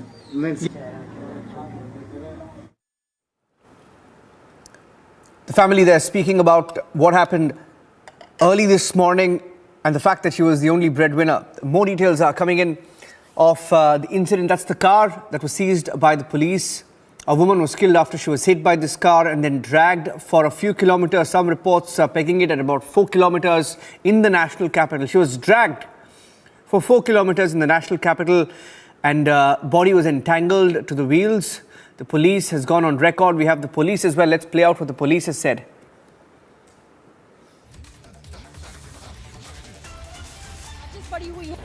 कंसावला थाना जो रोहिणी डिस्ट्रिक्ट के अंदर आता है, वहाँ पे एक कॉल आई थी जिसमें ये बताया गया था कि किसी कार से कोई व्यक्ति लटका हुआ खींचा जा रहा है, ड्रैग हो रहा है। उसके बाद वहाँ की पुलिस ने जब कार नंबर से आइडेंटिफाई किया तो उसके ऑनर और जो कार के ऑक्यूपेंट्स थे उनके बारे में पता चला। जब हमने उनको एप्रीहेंड करके उनसे पूछताछ की तो उन्होंने बताया कि सुल्तानपुरी के इलाके में एक स्कूटी के साथ उनका एक्सीडेंट हुआ था और जहाँ एक्सीडेंट हुआ तो वहाँ जब हमने वेरीफाई किया तो वहाँ पे एक स्कूटी टूटे हुए हालत में मिली भी थी और स्कूटी के नंबर से हमने विक्टिम को आइडेंटिफाई किया तो ये पता चला कि इंसिडेंट के टाइम में, एक्सीडेंट जो हुआ था उस समय स्कूटी से लड़की गिरी थी और बालेनो कार जिसमें एक्यूज सवार थे उसके नीचे आ गए थे और उसके साथ ड्रैग होते काफ़ी दूर तक गई थी। एक्यूज्ड की ये दलील रही है कि कार के शीशे बंद थे और म्यूज़िक काफ़ी हाई वॉल्यूम पे था, इसलिए उनको पता नहीं चल पाया, और सड़क भी उबड़ खाबड़ थी, इसलिए वो पता नहीं कर पाए कि गाड़ी के नीचे कोई व्यक्ति है या उबड़ खाबड़ होने की वजह से गाड़ी पे बम्प है। काफ़ी दूर जाने के बाद उन्होंने रियलाइज़ किया और उसके बाद फिर बॉडी डिसेंटेंगल करके वहाँ से वो फिर भाग गए। बाद में हमने उनको पकड़ा है। जो इनिशियल इन्वेस्टिगेशन में इस्टेब्लिश हुआ है वो ये है कि एक फैटल एक्सीडेंट है और एक्यूज्ड के पार्ट पे ये गलती रही, और जो उन्होंने रुककर विक्टिम को देखने के बजाय ड्रैग करते हुए गए और काफ़ी दूर तक बॉडी गाड़ी के साथ खींचती रही।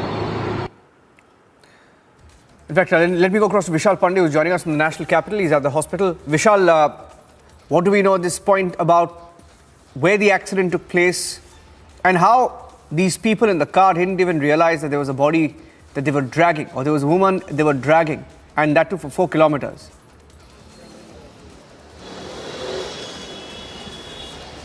जी देखिए, बिल्कुल ये पूरी घटना आज सुबह 3:54 की है, जब बताया ऐसा जा रहा है सोर्सेज के हवाले से कि वो जो लड़की थी वो अपने घर में अकेले कमाने वाली लड़की थी। उसके पिता की पहले मृत्यु हो गई थी और माँ जो है वो बीमार रहती थी, 2 छोटे भाई बहन हैं और कमा कर घर यही चलाती थी। ये लड़की जो है अपने जो है किसी नौकरी से जो है वो घर जा रही थी, और इसी बीच जो है वो 5 जो युवक हैं जो नशे में धुत हालत में जो है वो अपने पार्टी करके वापस घर जा रहे थे। 5 युवक दिल्ली के ही रहने वाले हैं। उन 5 ने टक्कर मारी और यहीं पर यह बात खत्म नहीं हुई। टक्कर मारने के बाद उस लड़की को इतनी बुरी तरीके से 4 से 5 किलोमीटर तक, जैसा दिल्ली पुलिस का बताना है कि 4 किलोमीटर तक लाश को जो है वो घसीटते हुए लेकर के गए। लड़की का दम निकल गया, लड़की लाश बन गई। और जिसके बाद मैं इस वक्त संजय गांधी मेमोरियल अस्पताल में मौजूद हूँ। मंगोलपुरी में यह अस्पताल है और इस अस्पताल में जो है लड़की को लाया गया, जहां पर डॉक्टर्स ने उसको मृत घोषित कर दिया। डॉक्टर्स ने बताया कि पहले से ही लड़की की मौत हो चुकी है। अभी इस वक्त लड़की की बॉडी यहीं पर रखी गई है, यहीं मॉर्चुरी में जो है वो लड़की की बॉडी रखी गई है। पोस्टमार्टम होगा और पोस्टमार्टम ये साफ होगा, क्योंकि देखिए अगर वो विजुअल्स काफ़ी जो है वो वैसे तो देखने लायक विजुअल्स नहीं है, क्योंकि उन विजुअल्स में साफ ये दिख रहा है कि लड़की के बॉडी पार्ट्स जो हैं वो साफ खत्म हो चुके हैं। चाहे हम पैरों की बात करें या कई बॉडी पार्ट्स जो हैं वो खत्म हो चुके हैं। हालांकि 5 जो आरोपी हैं उनको दिल्ली पुलिस ने गिरफ्तार कर लिया है और तफ्तीश लगातार जारी है। जब दिल्ली पुलिस ने पूछा कि आखिर ये कैसे हो गया, तो आरोपियों का कहना था कि म्यूजिक बहुत लाउड था और हमारे शीशे बंद थे गाड़ी के, और रूरल अर्बन जो वो एरिया पूरा है वो सेमी अर्बन एरिया है, तो वहाँ रोड्स जो हैं वो ऊबड़ खाबड़ रोड है, तो इस वजह से पता नहीं चल पाया कि गाड़ी में कोई फंसा हुआ। लेकिन जरा सोचिए कि गाड़ी में अगर एक तिनका भी फंस जाता है तो साफ तौर पर आदमी को पता चल जाता है कि गाड़ी में एक तिनका फंसा हुआ है या गाड़ी में एक पत्थर फंसा हुआ है। 20 साल की लड़की जिसका वजन जो है करीब 50 से 60 किलो हो सकता था, वो अगर गाड़ी में फंस गई, स्कूटी का एक्सीडेंट हुआ और गाड़ी में फंस गई और घसीटते हुए करीबन 4 किलोमीटर तक उसको लेकर गए, जिससे दम घुट जाता, जिससे उसका जो है दम है वही निकल जाता है, उसकी जान चली जाती है।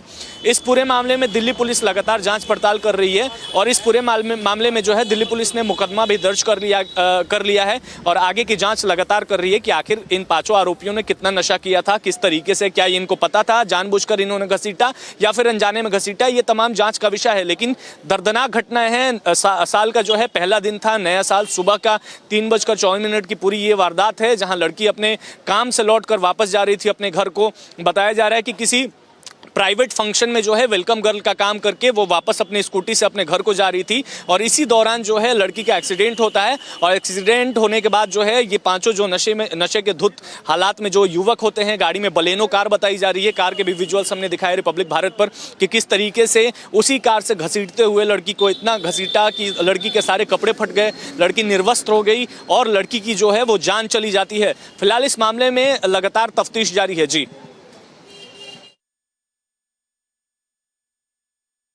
तस्वीर आप यहाँ पर देखिए और ये वही गाड़ी है जिससे ये एक्सीडेंट यहाँ पर हुआ है। तस्वीरों के जरिए हम आपको लगातार दिखाने की कोशिश कर रहे हैं। हमारे सहयोगी जो हैं वो उज्जवल यहाँ पर मौजूद हैं, वो आपको ये तस्वीरें यहाँ पर दिखा रहे हैं। आगे से आप देख सकते हैं कि गाड़ी बहुत ज़्यादा, आप देखिए कि गाड़ी किस तरीके से बहुत ज़्यादा, गाड़ी पर किसी प्रकार के कोई निशान यहाँ पर नहीं आए हैं और इसी गाड़ी में बताया जा रहा है कि वो लड़की जो है फंसी हुई थी। हल्के फुल्के स्क्रैचेस आपको यहाँ पर देखने को मिल रहे हैं और सबसे बड़ी बात, आप ये छोटी गाड़ी है, ये छोटी गाड़ी है, ये ज़्यादा ये ज्यादा बड़ी गाड़ी नहीं है और ये छोटी गाड़ी है। देखिए अंदर जो है वो सिगरेट पड़ी हुई भी यहाँ पर आपको दिखाई देगी। तस्वीरें आप यहाँ पर देख सकते हैं, माचिस और सिगरेट यहाँ पर दिखाई दे रही है। सीधे तौर पर ये वही गाड़ी है, आपको बताए बलेनो गाड़ी। आपको आगे से एक बार तस्वीर हम आपको यहाँ पर उज्जवल आपको आगे से ये तस्वीर यहाँ पर दिखाएंगे। आप देख सकते हैं कि आगे बहुत ज्यादा नुकसान यहाँ पर नहीं हुआ है, आगे बहुत ज्यादा नुकसान यहाँ पर नहीं हुआ है। नीचे बम्पर की तस्वीर इस वक्त हम आपको यहाँ पर दिखा रहे हैं और बताया जा रहा है कि 20 साल की लड़की जो है वो फंसती है और किसी को मालूम नहीं पड़ता। आप नीचे की तस्वीर हम आपको लगातार यहाँ पर दिखा रहे हैं। आप देख सकते हैं कि इसी गाड़ी में जो है नंबर प्लेट भी यहाँ पर लगी हुई है। नंबर प्लेट हल्की सी मुड़ी आपको दिखाई देगी। जिस हिसाब का ये एक्सीडेंट यहाँ पुलिस बता रही है, अगर वाकई में ये वैसा एक्सीडेंट होता तो गाड़ी के हालात आप यहाँ पर देखिए। ये स्कूटी है, आप पहले स्कूटी की तस्वीर यहाँ पर देख लीजिए कि स्कूटी का ये जो आगे का हिस्सा है, आगे का हिस्सा वो पूरी तरीके से खत्म हो चुका है। आप देख सकते हैं, चाहे हेडलाइट की बात करें या फिर आप देखिए कि पूरा हिस्सा आगे का पूरी तरीके से खत्म हुआ है। गाड़ी के पीछे का हिस्सा जैसा आपने कहा वो हम दिखाने की कोशिश यहाँ पर करेंगे। ये पीछे का हिस्सा है, पीछे आप देख सकते हैं कि किसी प्रकार से गाड़ी में कोई भी निशान यहाँ पर आपको देखने को नहीं मिलेगा। गाड़ी नंबर आप देखिए सही सलामत यहाँ पर, और गाड़ी आगे से स्कूटी की तस्वीर जो हमने आपको दिखाई वो आगे से पूरी तरीके से हेडलाइट जो है वो खत्म है। गाड़ी के आगे के हिस्से की अगर हम यहाँ पर बात करें, आप ये देखिए कुछ स्क्रैचेस यहाँ पर पड़े हुए हैं और नीचे बोनट के पास में नंबर प्लेट के पास में हल्का सा नंबर प्लेट जो है वो मोल्ड होता हुआ यहाँ पर दिखाई दिया है। ये तस्वीर उज्जवल आपको लगातार यहाँ पर दिखाएंगे कि नंबर प्लेट हल्की सी मुड़ी हुई दिखाई दे रही है। नीचे बम्पर हल्का सा यहाँ पर मुड़ा हुआ वो भी दिखाई दे रहा है। लेकिन सबसे बड़ी बात यही है कि आखिर में 20 साल की लड़की इस गाड़ी में फंसती है और उन लड़कों को नहीं पता चलता। जो स्टेटमेंट उनकी ओर से लगातार ये दिया जा रहा है कि उनको इस बात की जानकारी नहीं कि वो लड़की इस गाड़ी में जो है वो फंसी हुई थी। ये कैसे हो सकता है? दिल्ली के कंझावला इलाके से एक बहुत ही दिल दहलाने वाली घटना सामने आई है। बताया जा रहा है कि कल रात एक लड़की स्कूटी पे जा रही थी और उस लड़की की स्कूटी को ठोकर मारी एक गाड़ी ने, जिसमें 5 लोग नशे में धुत सवार थे। लड़की को चोट लगी, लड़की गिर गई और ये गाड़ी उस लड़की को घसीटते हुए कई किलोमीटर तक लेकर गई, जिस वजह से लड़की की मौत हो गई है। लड़की का नग्न शरीर पाया गया है दिल्ली की सड़कों पर। ये बहुत ही ज्यादा डराने वाली घटना है और हमने समन्स इशू करे हैं दिल्ली पुलिस को, क्योंकि सबसे पहले तो वो ये हमें आकर एक्सप्लेन करें कि क्या हुआ और लड़की को इंसाफ कैसे दिलाया जाएगा। दूसरी बात मैं ये जानना चाहती हूँ कि न्यू ईयर्स ईव पर दिल्ली पुलिस की दिल्ली में क्या सुरक्षा व्यवस्था है कि लड़की को इतने किलोमीटर तक घसीट कर लेकर जाया जाता है और कोई चेक पोस्ट नहीं है। वो लोग दारू पी के गाड़ी चला कैसे रहे थे, उनके ऊपर कोई एक्शन नहीं हुआ। क्या दिल्ली पुलिस की कोई सुरक्षा व्यवस्था नहीं थी कल रात दिल्ली में? ये बहुत बहुत बहुत डराने वाली बात है। दिल्ली महिला आयोग ने समन्स इशू करे हैं दिल्ली पुलिस को और मैं चाहती हूँ कि एक्शन हो। Cutting across to some breaking news now coming in from Jammu and Kashmir, getting in news of one death, 2 to 3 injured in firing in Rajouri in Jammu and Kashmir. Waiting for more details, the police and the army have been rushed to the site. Reason for the firing is not known yet. Some reports suggesting it could have been a terror attack, but we can't confirm that since the police has not gone on record yet on the shooting. Let's go across to Gursimran, also joining us on the phone line with more details. Gursimran will be just on the phone line with us. He's picking up more details, but those are the first pictures coming in of a firing incident reported in Jammu and Kashmir. Firing incident reported in Rajouri in Jammu and Kashmir. Reports suggesting that one person has died, 2 people are injured. First pictures coming in on your screen from Jammu and Kashmir. Firing that took place a few minutes ago, and we're trying to get more details. Some reports suggesting that it may have been a case of terror, but the police has not gone on record yet. The shooting was close to, as per some reports, close to a place of worship. We don't have more details. We're waiting for more details to pour in. As of now, Gursimran is on the phone line with the details. Gursimran is live. Gursimran, tell us more about this incident. Is it a case of terror? Has the police gone on record?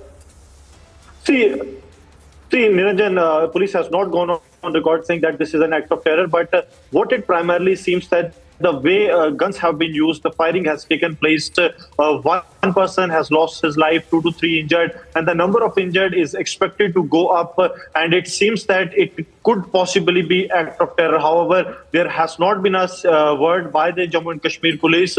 Senior officials, including the DIG of the Rajouri range, along with the SSP, they are reaching the spot in a short while from now, and then we will be able to get a confirmation. But the way in the recent past the act of terrors have been conducted by the terror groups when it comes.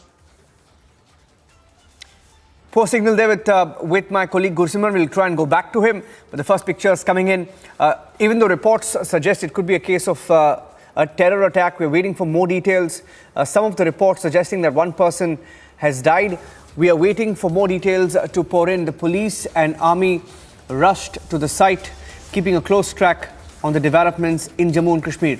Quick check of the other top stories we're tracking this evening. Army Chief General Manoj Pandey visited forward posts at the line of control and interacted with the troops. Motivated soldiers posted along the LOC on the first day of the year.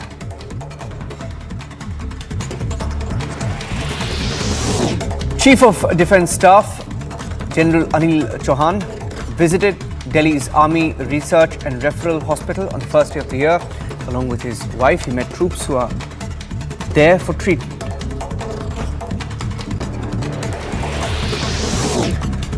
One person has been killed, 14 others injured in a fire which broke out after a blast in a boiler at a chemical unit in Maharashtra's Nasik district. Rescue operations continued late into the evening. The incident took place at about 11:30 a.m. along the Nasik-Mumbai highway. A fire was reported near the gate of the Uttar Pradesh Assembly. The fire triggered by a short circuit. No casualties or injuries were reported.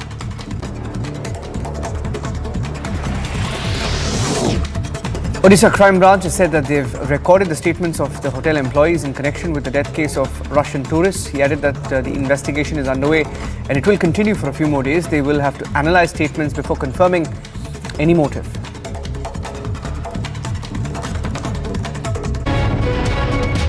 With the evolving COVID-19 situation across the globe, India has stepped up measures. Right now, I am at the arrival of the Delhi airport, wherein you can see that RT-PCR test has been made mandatory for 5 countries, which is China, Hong Kong, Japan, South Korea, Singapore and Thailand from today, that is 1st of January 2023. The reports will have to be uploaded on the Air Suvidha portal before travel, and all of this test has to be done 72 hours before undertaking the journey to India. The advisory has been issued by the Health Ministry.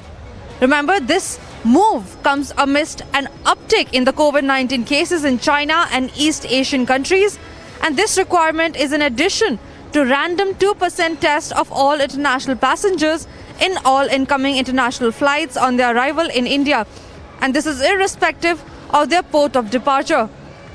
All of this is happening amid a very, very massive spike in the COVID-19 cases that is reported across the globe. India, however, has not reported a spike so high.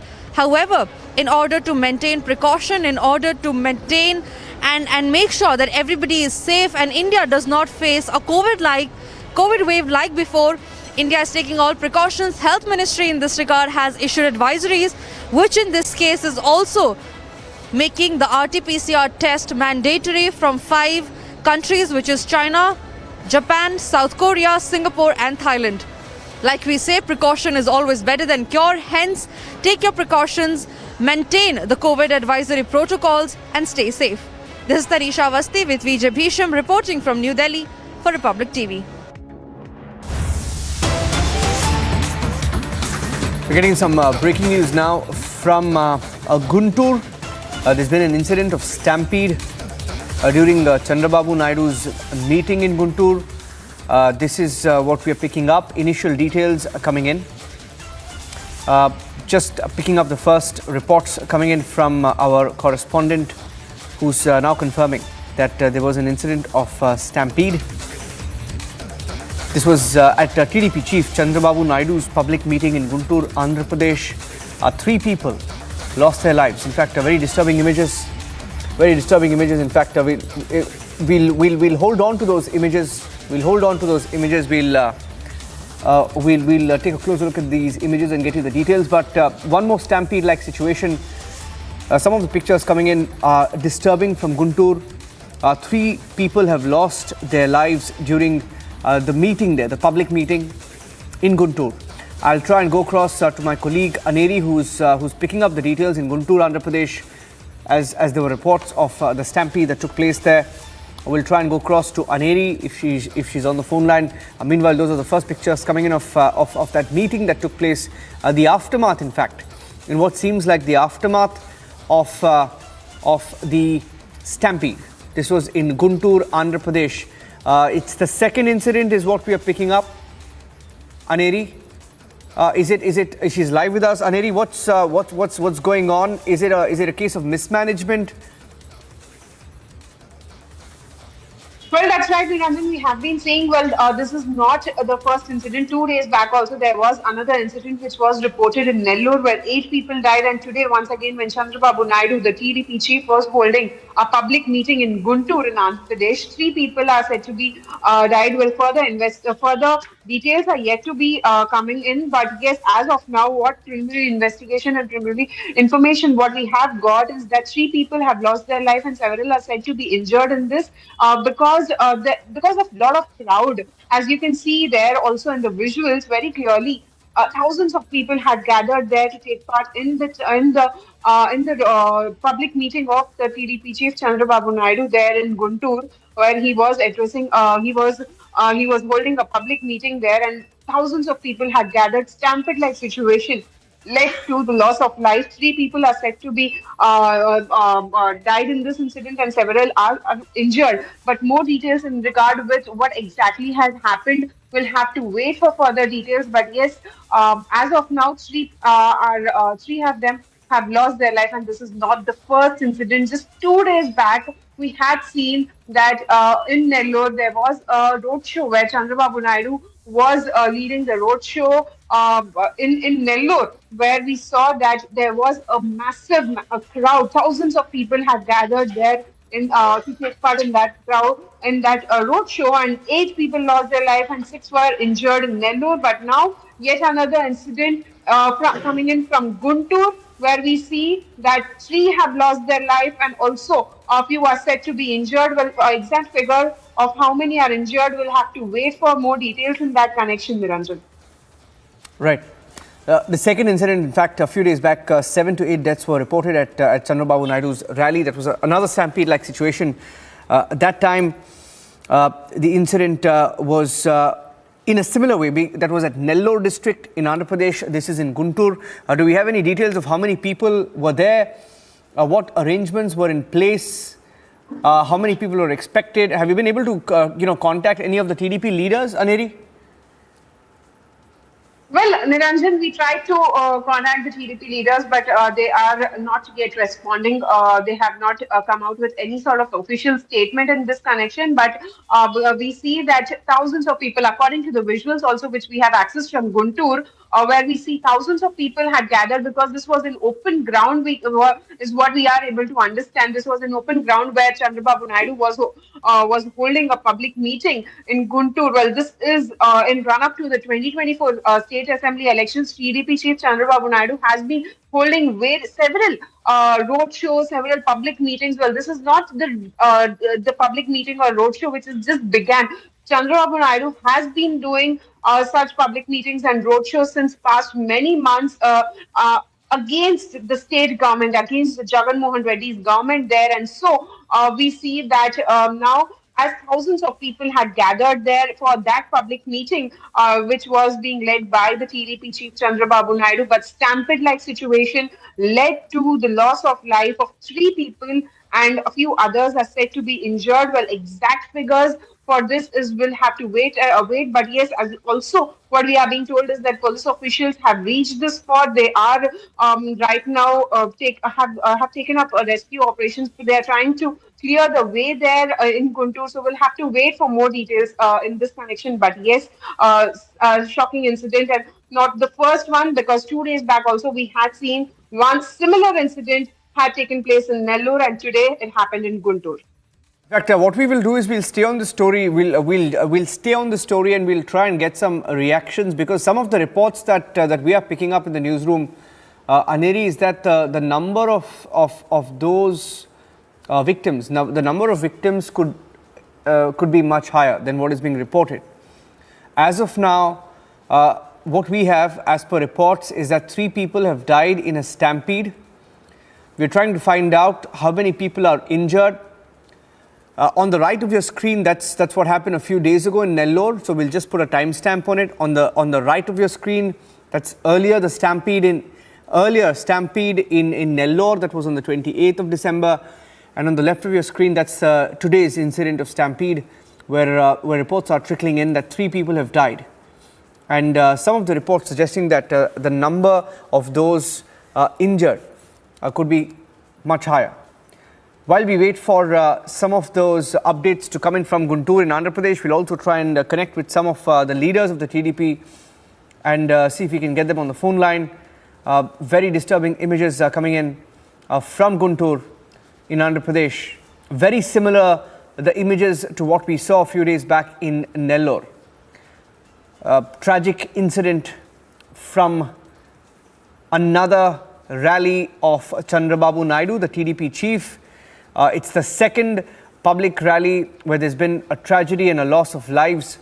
The last time it happened, in fact, a few ministers in Andhra Pradesh even went on record to say that there should be action taken against Chandrababu Naidu for the Stampede deaths. And we're trying to get more details on what happened here. Do we have more details on whether the public rally began? Was he about to speak? Did it complete? What do we know about the event itself, Aneri?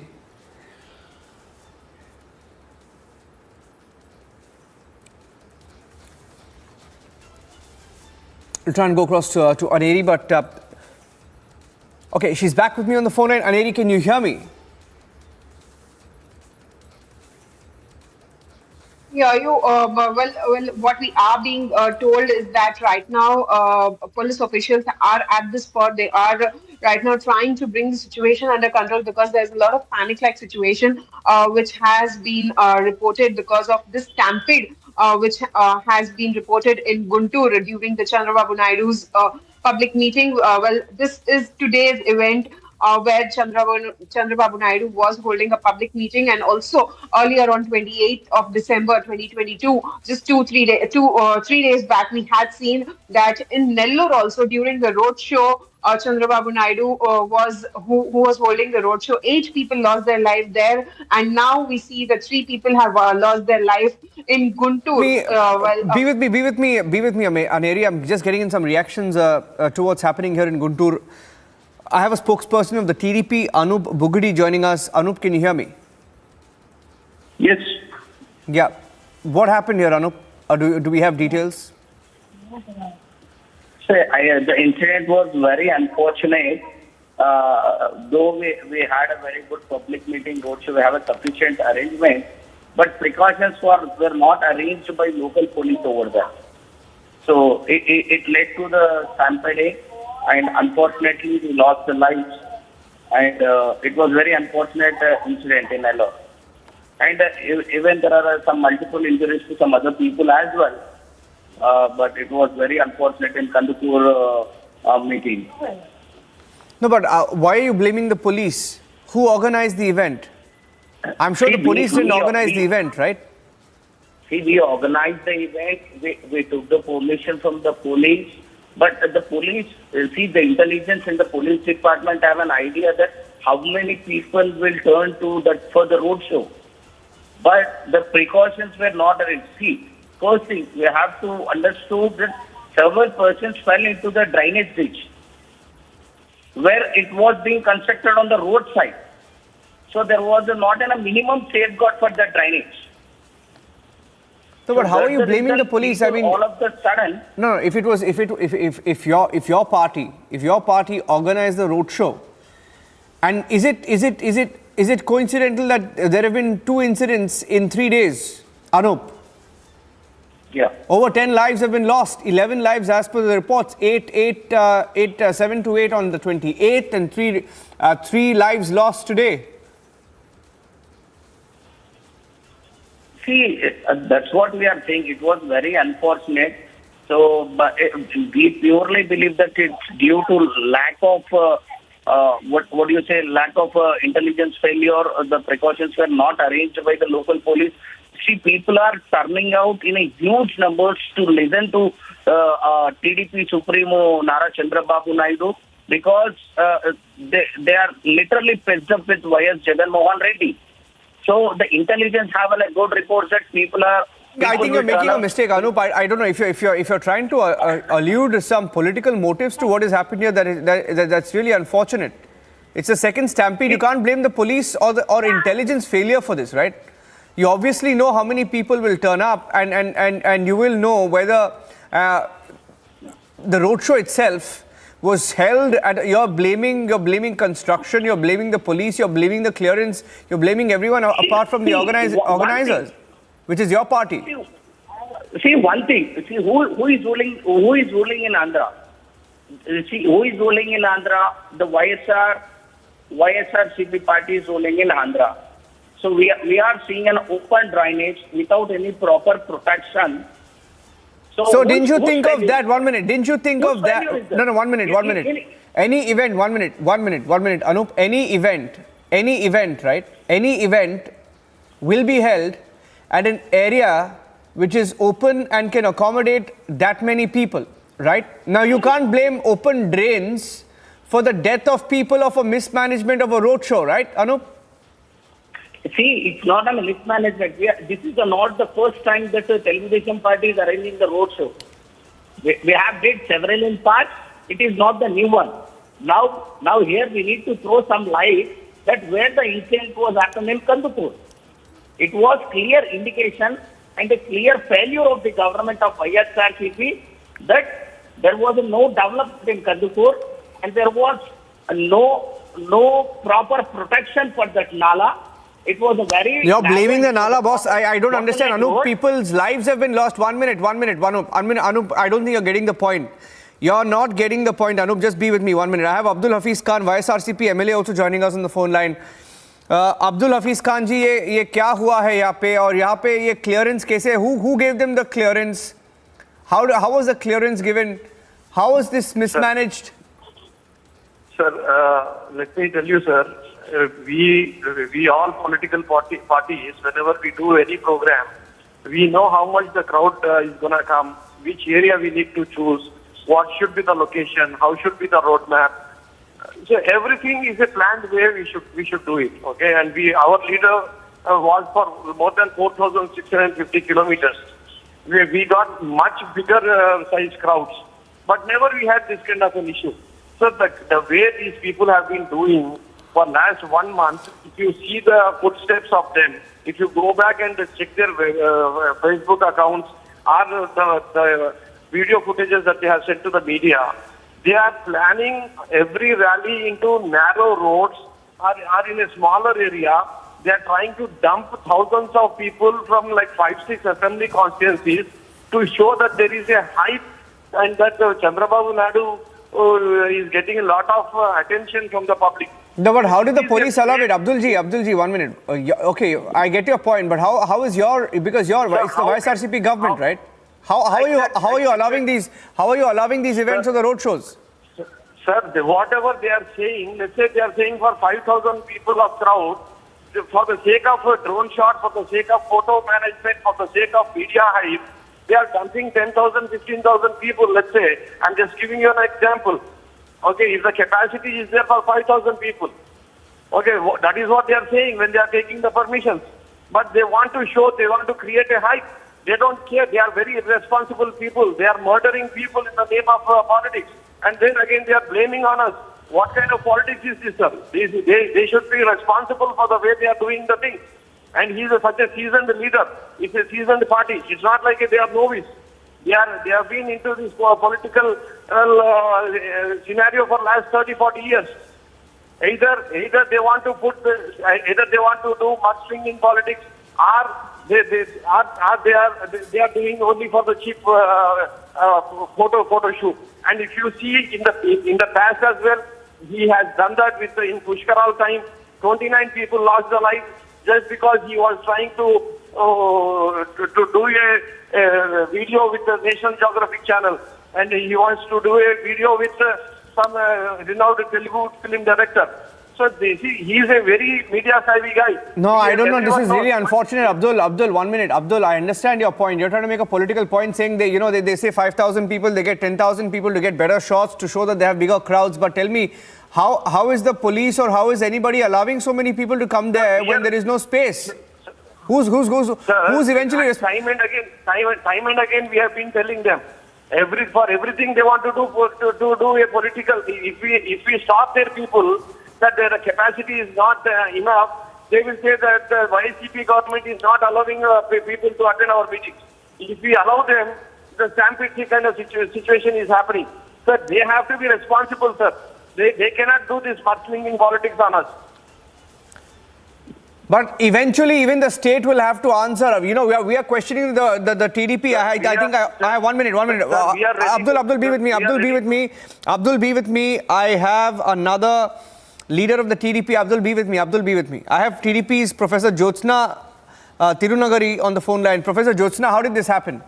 How do two such tragedies happen within 3 days? And how is it that your party is refusing to take responsibility for what happened here? I'm sorry. First of all, we are not refusing to take the responsibility. We are telling what is happening on ground. The other day also happened in Guntur. We were very clear. We said an unfortunate incident has happened. Yes, there was a failure of the intelligence there. There was a failure of the police authorities. But still, we managed the next 2 meetings that has happened. We had our own volunteers. We had everything. Even today, we had our volunteers. As a political party, what all we can do, we are doing because we are in the opposition. But the point is, I think I'm sorry, but I have to say this: there is a foul play happening from the state side, and I'm very clear when I say this. Whether it was in Guntur or whether it is in Guntur today, there is something fishy happening. Why isn't the police giving the police present in the required numbers? Who is stopping them? Who is stopping the police to be present in the required numbers? Because as volunteers, as political party volunteers, we can only volunteer up to a certain extent. Beyond that, when the crowd is huge, and that's the reason we take permissions, and that's the reason we take the support of the police, and that's the reason we apply. That's saying that we are expecting so and so crowd, and that is the reason we require your support. Why isn't the police present? The other day we saw in only 40 to 50 policemen. Even today in Guntur, the police were in very small numbers. Something is happening. It is a foul play. No. 1 minute. How are you? 1 minute, Professor Jyotsna. How are you claiming foul play? Your party invites people are coming to listen to your leader, right? Or hear him speak, right? You're the ones calling the crowds in, right? So how are you blaming? When I say foul play, when we are calling the people, when the people are thronging in bigger numbers, isn't it the responsibility of the state to take care? Because we have applied for permission. We have applied for security. We have applied. It is not that we are going behind. We have all the state support. We cannot stop the people from coming, can we? And that's the reason we are asking the support of the state. Isn't it the responsibility of the state? How is it the responsibility? 1 minute. How is it the responsibility of the state? Let me ask you. Let me tell you. Let me give you a small example. Now, Aziz ji said that हम जब कर रहे थे बहुत सारे लोग आए. Yes, there was no casualty. There were casualties then. But we were in government then, and we made sure his entire Padayatra ran without any problem. We made sure we had police and bigger numbers. We made sure... No, 1 minute. Professor Jyotsna, let me get Abdul Hafiz. Abdul Hafiz of the YSRCP wants to respond to you. Abdul Hafiz, you're listening to Professor Jyotsna. They're trying to blame your party your state government, partly for what has happened, or wholly? Sir, give me 1 minute, sir. Whatever she is talking, it should be logical to you and me and to all your viewers as well. Sir, if you are planning for some kind of a number, then you should plan your location accordingly. If it's a road show or if it's a ground or if it's ma'am, the way your party has put the flexes on the both sides of the road, the way you guys have parked the vehicles, the way you guys have mobilized the people, the way you have conducted the Kandukur meeting, are the other road shows. It's a purely political stunt. It's a purely political stunt. It's a purely political stunt that you guys are doing. You guys don't care about the poor people's life. You should take the responsibility. You cannot murder people just for the sake of cheap politics. This is highly irresponsible on your part. It's a scare which is mattering. Here the government. No. Why is it, sir, answer my question. Why isn't the police present? 1 minute. Abdul Hafiz and Professor Jyotsna. 1 minute. Abdul Hafiz and Professor Jyotsna. Just 1 second, please, because we're getting in some of the victims. Let's listen to them. I want you to listen to the victims.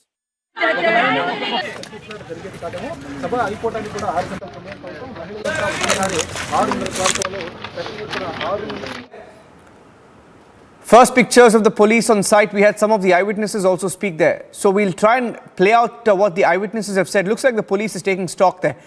But reports indicating, and even the TDP admitting, that you didn't expect the kind of crowds that you saw there, right? So obviously you gave a number, you organized the event, you called the people in, right? You had the volunteers, you chose the location, and now you're trying to blame everyone else. I had another TDP spokesperson who said it may be the failure of the intelligence department. I mean, why are you blaming intelligence?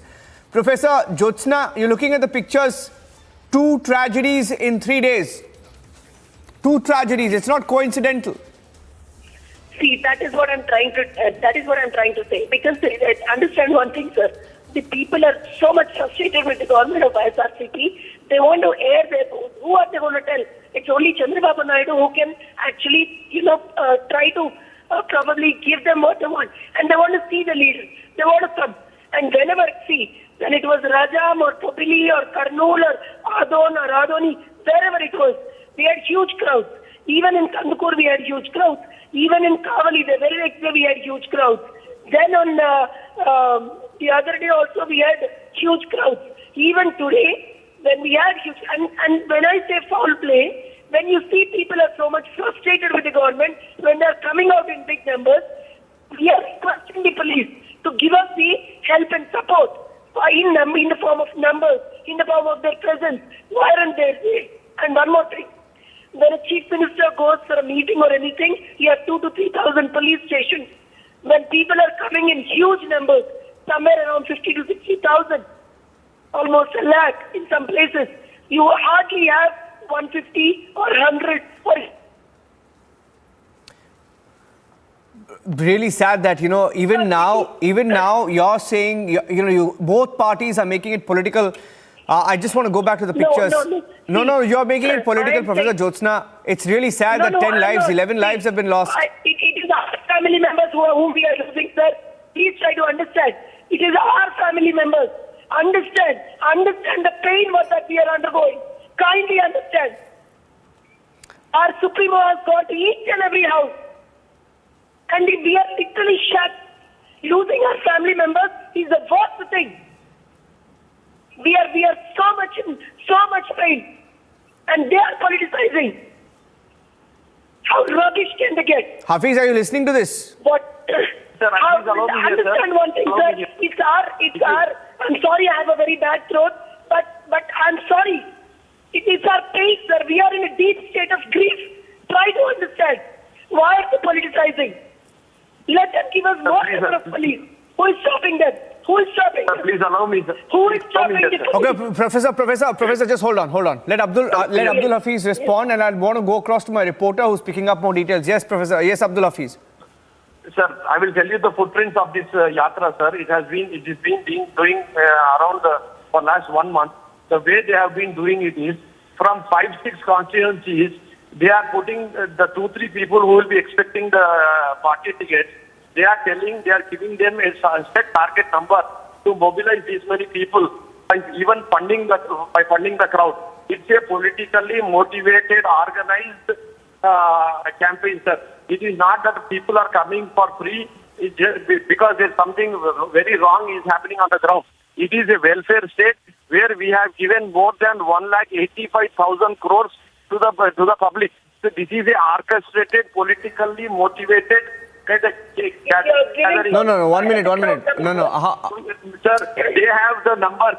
If the capacity of the ground or if the road is 5,000 or 10,000, how can they do a 50,000 gathering? The way she is saying, Professor Joshna is saying that they are organizing for that kind of a capacity. It's a politically motivated and managed rally. So they are the murderers, sir, and then they are showing grief and sadness. This is a political law, sir.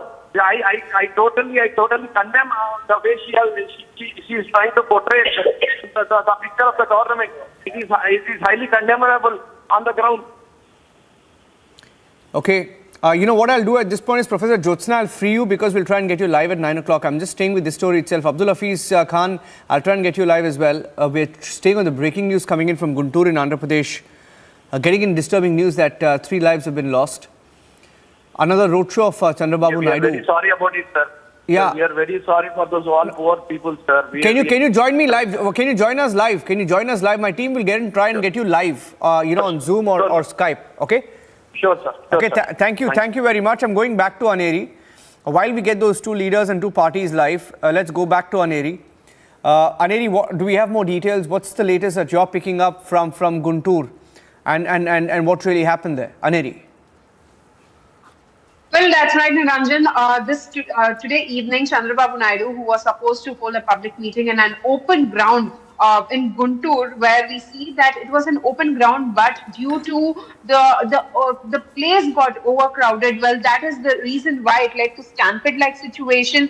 People also were, as you can see in the visuals, also how people were trying to move from one place to another place. They were trying to save themselves, and also we have been seeing right now the police officials are at the spot, are at the very location where the public meeting was going to be held, and where we see that 3 people lost their life due to stampede-like situation and several others are injured is what we are being told, and they are being shifted to the hospital. But right now, police officials taking stock of the situation. But also, what happened on the 28th? Well, we also spoke to the Nellore SP on the 28th, where 8 people lost their life. Well, Nellore SP had to say that the route which was decided by Chandrababu Naidu for his roadshow wasn't. Be with me. I have a member of Parliament of YSRCP, I beg your pardon, which is Jagan Mohan Reddy's party. The state government in Andhra Pradesh is run by the YSRCP. Let me go across to Nandigam Suresh. Mr. Suresh, what happened here? And can the state completely duck responsibility? We are questioning the TDP, but is the state government and the police also responsible or answerable rather for what happened here? Today, Chandrababu Naidu is gathering his own publicity. Took that people is gathering in some small place. But they are looking at Chandrababu Naidu in the Guntur people. Suddenly, he is the planned on Dayas and the circle is a small city, small location. But the people has somebody down people are the in Chandrana Kanuka. No, but who gives them the permission, Mr. Suresh? Mr. Suresh, who gives them the permission? You're saying your party is saying that they have a habit, and your party and YSRCP has gone on record to say that TDP has a habit of saying 5,000 people will turn up, but more people turn up, and they're doing it for publicity, etc. Then why do you give permission for such events when you know it's going to turn out to be deadly? No, it is no permission. It is no permission. Today is the year January 1st. the people are coming that encouraged that the Chandrana Kanuka and the extra and gifts. They are looking at already, they told that the YSRCP leaders already told the Chandrababu Naidu is the party is on, numbers are gathering in small locations. Okay. Mr. Suresh, what we will do, we're going to come back to the story on top of 9 p.m. It's our biggest story tonight on Republic TV. Second tragic roadshow in Andhra Pradesh in 3 days. Another Chandrababu Naidu roadshow or rally has turned deadly. 3 lives have been lost. On the 28th, nearly 8 people lost their lives and 3 have died today. We're taking a short break. Coming back with those pictures and the reports of what really happened there. Also on Republic, more on the Assam delimitation, a big debate over the Assam cabinet decision.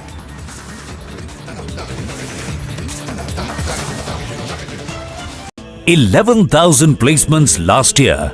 At Amity, we are committed to nurturing passionate, hardworking and proactive professionals. आपकी कहानी ये है कि sir आपको गोली लगी, खून बह रहा था, आप जमीन पे पड़े थे और उस वक्त जब हेलीकॉप्टर आपका कैजुअलिटी इवैक्यूएशन करने के लिए आया तो आपके पास 2 चॉइसेस थे, खुद की जान बचाओ या 2 बच्चों की जान बचाओ. What was that story? What happened in Manipur? बचपन से मैंने सीखा था कि बाजुओं में नहीं होता ताकत. I think the most important thing is to believe that you have a mission at hand. Now that I have reached there, I can't just abandon the mission. मैं जीके 2 में खड़ा हूं और आप मेरे राइट साइड में देख सकती हैं, ये वही अंतरा केयर सेंटर है जहां पर बताया जा रहा है कि सुबह में आग लगी है. लगभग 5 बजे का वो समय बताया जा रहा है कि जब फायर को कॉल आया था कि इस तरीके से जो अंतरा केयर सेंटर में आग लग चुका है. आपको एक तस्वीर मैं दिखाना चाहूँगा. जो 2nd फ्लोर है और 3rd फ्लोर है, बताया जा रहा है कि उन्हीं दोनों फ्लोर में आग सबसे ज़्यादा इफेक्ट हुई थी. और साथ ही मैं अपने विजय को बोलूँगा कि ये जूम करके थोड़ी तस्वीरें दिखाएं, क्योंकि जिस तरीके से ये आग लगी है उसमें बताया जा रहा है कि 2 लोगों की झुलसने से मौत हो गई है और साथ ही 6 लोगों को रेस्क्यू कर लिया गया है.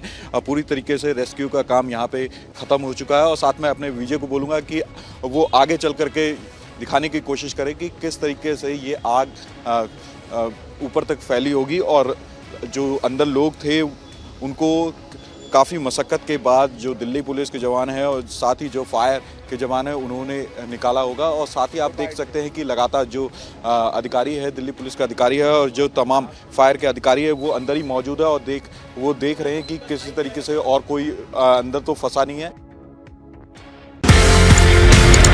आपकी कहानी ये है कि सर आपको गोली लगी, खून बह रहा था, आप जमीन पे पड़े थे और उस वक्त जब हेलीकॉप्टर आपका कैजुअलिटी इवैक्यूएशन करने के लिए आया तो आपके पास 2 चॉइसेस थे, खुद की जान बचाओ या 2 बच्चों की जान बचाओ. What was that story? What happened in Manipur? बचपन से मैंने सीखा था कि बाजुओं में नहीं होता ताकत. I think the most important thing is to believe that you have a mission at hand. Now that I have reached there, I can't just abandon the mission. मैं जीके 2 में खड़ा हूं और आप मेरे राइट साइड में देख सकती हैं, ये वही अंतरा केयर सेंटर है जहां पर बताया जा रहा है कि सुबह में आग लगी है. लगभग 5 बजे का वो समय बताया जा रहा है कि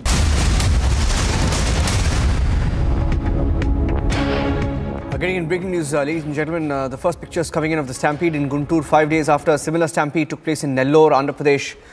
2 tragedies 5 days apart in Andhra Pradesh. The common factor in both these tragedies is one, both the events were held organized by Chandrababu Naidu's TDP and both these tragedies have unfolded in Andhra Pradesh. And both the parties, the TDP and the YSRCP, are blaming each other.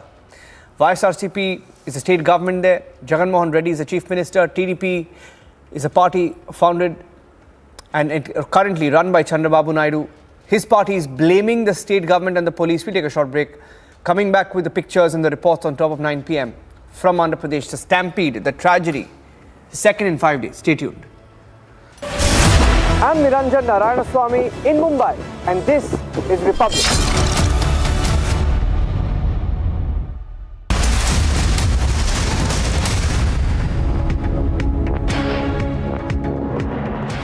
$11,000 placements last year.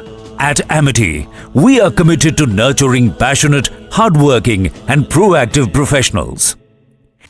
मैं GK 2 में खड़ा हूं और आप मेरे right side में देख सकती हैं, ये वही अंतरा केयर सेंटर है जहां पर बताया जा रहा है कि सुबह में आग लगी है। लगभग 5 बजे का वो समय बताया जा रहा है कि जब फायर को कॉल आया था कि इस तरीके से जो अंतरा केयर सेंटर में आग लग चुका है। आपको एक तस्वीर मैं दिखाना चाहूँगा, जो सेकंड फ्लोर है और थर्ड फ्लोर है, बताया जा रहा है कि उन्हीं दोनों फ्लोर में आग सबसे ज़्यादा इफेक्ट हुई थी। और साथ ही मैं अपने विजय को बोलूँगा कि ये जूम करके थोड़ी तस्वीरें दिखाएं, क्योंकि जिस तरीके से ये आग लगी है उसमें बताया जा रहा है कि 2 लोगों की झुलसने से मौत हो गई है और साथ ही 6 लोगों को रेस्क्यू कर लिया गया है।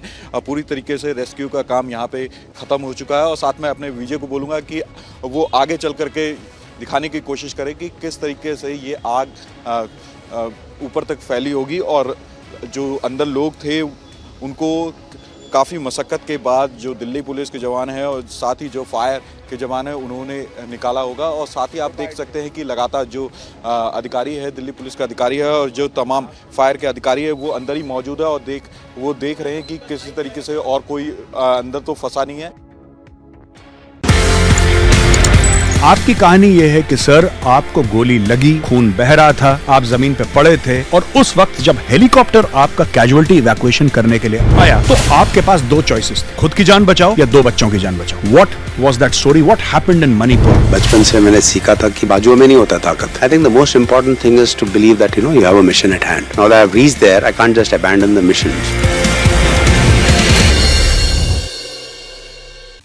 मैं जीके 2 में खड़ा हूं और आप मेरे राइट साइड में देख सकती हैं, ये वही अंतरा केयर सेंटर है जहां पर बताया जा रहा है कि सुबह में आग लगी है। लगभग 5 बजे का वो समय बताया जा रहा है कि जब फायर को कॉल आया था कि इस तरीके से जो अंतरा केयर सेंटर में आग लग चुका है। आपको एक तस्वीर मैं दिखाना चाहूँगा, जो सेकंड फ्लोर है और थर्ड फ्लोर है, बताया जा रहा है कि उन्हीं दोनों फ्लोर में आग सबसे ज़्यादा इफेक्ट हुई थी। और साथ ही मैं अपने विजय को बोलूँगा कि ये जूम करके थोड़ी तस्वीरें दिखाएं, क्योंकि जिस तरीके से ये आग लगी है उसमें बताया जा रहा है कि 2 लोगों की झुलसने से मौत हो गई है और साथ ही 6 लोगों को Were Chanda Kochar and Venugopal Doot acting alone? Was Videocon the only company and Chanda Kochar the only banker who took advantage of the culture during the Congress government? Were the money of poor Indians locked in banks, backed by government-issued licenses and government backing and government trust? In effect, people's money was swindled by business houses with political links who were fronts for extracting the money either out of India or into the hands of corrupt politicians and corrupt business houses and corrupt business persons.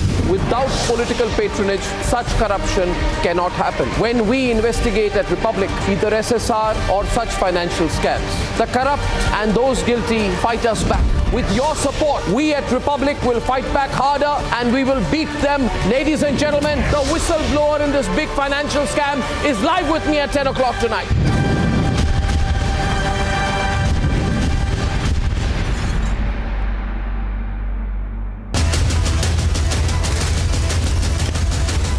Burning question.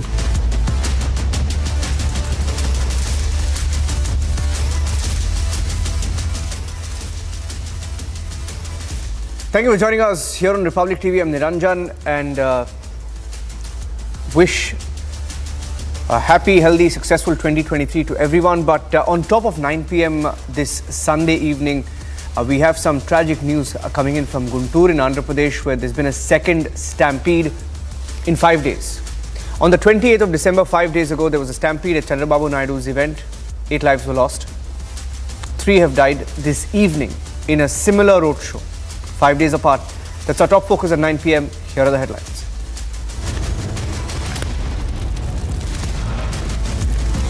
Second stampede at Chandrababu Naidu's event in 5 days.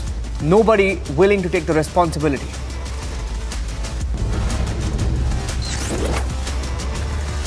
Three dead, many injured in Guntur stampede in Andhra Pradesh during Chandrababu Naidu's public meeting.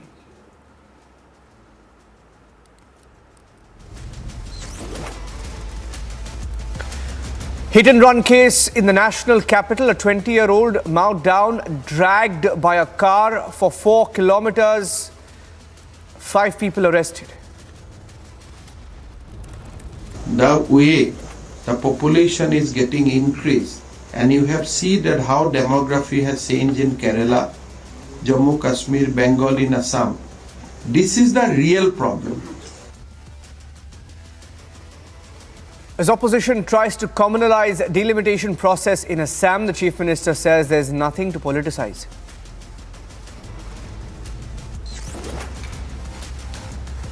Kumaraswamy compares Amit Shah to Nazi propagandist, triggers a big political storm.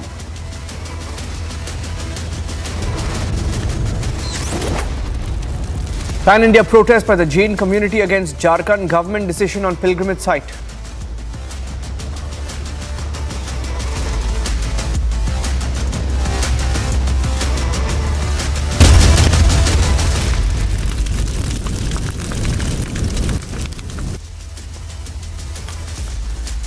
Thank you for joining us on The Burning Question, getting you more details of the second stampede in Andhra Pradesh.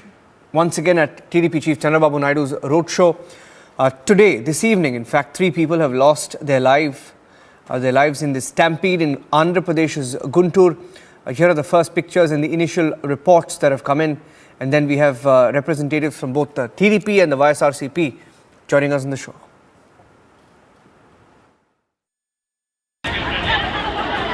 In Guntur, a political event by the TDP chief turned deadly.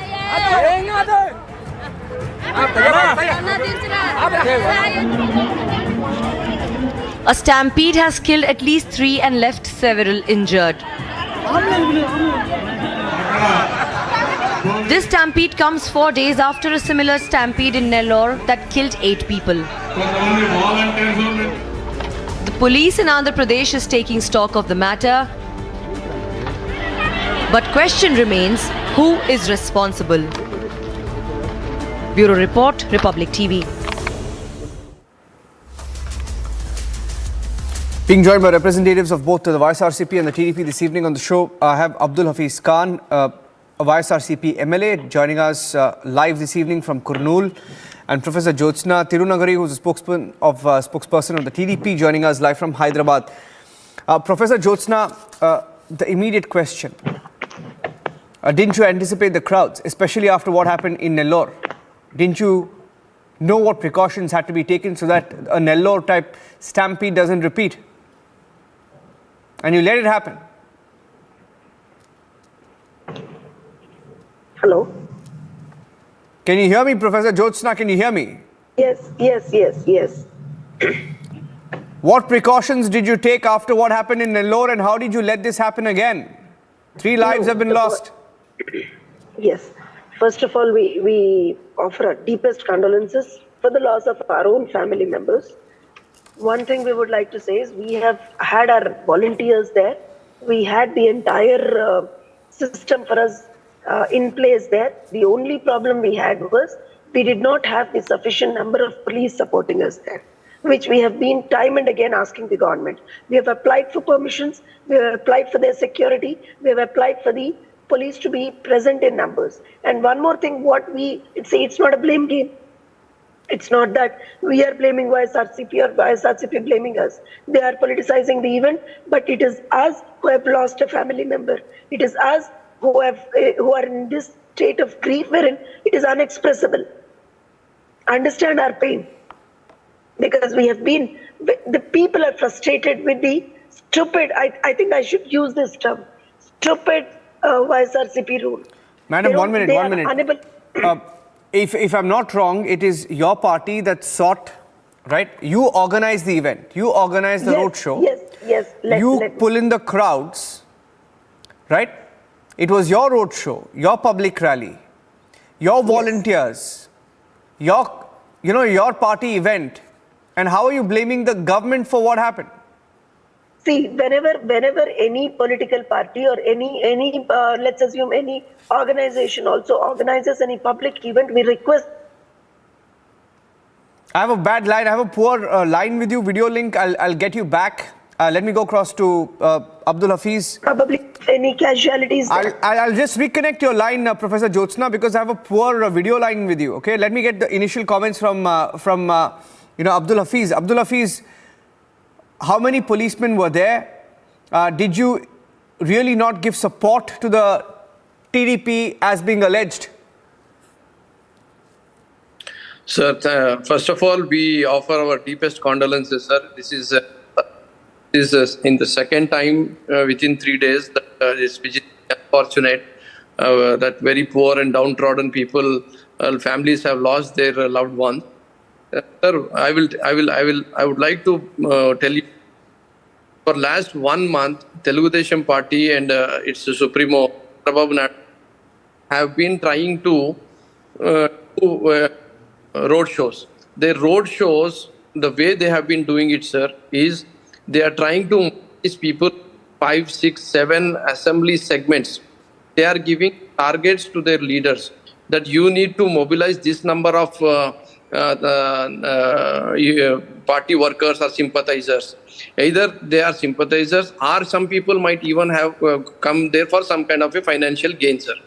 But they want to somehow create a hype that something very big, something wrong is happening on the ground in state of Andhra Pradesh, which is not true. So when they are selecting the locations as well, they are selecting locations that are very narrow, which can hold the number of people that they are planning and organizing. And also they are not telling the right numbers to the police and administration. They are telling one number, they are choosing one select location, but they are doing against it. But because they want to show that there is a huge response for Chandrababu Naidu's sir's rallies, and the last time as well, they have put flexes on both the sides, which has narrowed the lane. They have parked the vehicles where the people cannot move forward. So these kind of irresponsible things have been done in the last meeting, which we have clearly told, and our IPS officers, our SPs and our collectors, they have already told the same thing. Without learning the lessons out of this last 3 days back event, today I was in a program, sir. I just got your phone and I'm coming live. I don't have all the numbers, but I can tell you one thing. I just came to know that after the meeting, they wanted to give some Sankranti token. Means Sankranti is a very hugely celebrated festival here. They want to give some kind of gift to the people who have come to the rally. Means there's a financial gain for the people, and for that gain, the people have come there. And when they are distributing it, that's when this kind of stampede has happened. Has been told just to me by one of my close persons here. But I don't know the ground reality, and I need to know more details about it. But one thing is for sure, sir, Chandrababu Naidu and his madness for this political hype that he wants to create and show that there is a lot of anti-incumbency on the ground is the reason for the loss of life, and he and his party should take responsibility. They should not do this kind of mudslinging on the government.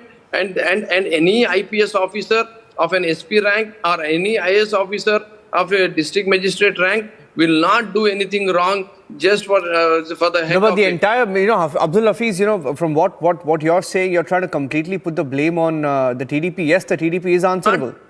Reality on the ground, sir. No, but not you. No, how can you also wash your hands off and say that it was completely their fault, because the police was also part. Okay, I think. Okay, just be with me. I lost the line with Professor Jyotsna. She's back. Aneri is also live with me, but I want to go across to Professor Jyotsna before I lose her again. Professor Jyotsna, can you hear me? Yes. No, but you anticipated the crowds, and he made a point. He said your party was giving some Sankranti vouchers or some gift boxes. Is what he said. Is that right, Abdul Hafiz? You made that claim. Yeah. How are you saying that? And was that part of what you declared to the police of your intent in Guntur? Yes. When the program that we had organized in Guntur today was as a part of the New Year celebrations, and also when we were in government, we always had the gifts given to the people for whichever, whether it was for Christmas or Ramzan or Sankranti, we always used to do that. Now that the government was not doing it, with the help of our NRI team, we were trying to give them, and we had given the number also. 30,000 kits was the number, as clear as that. And it's been publicized, it's been given to the police.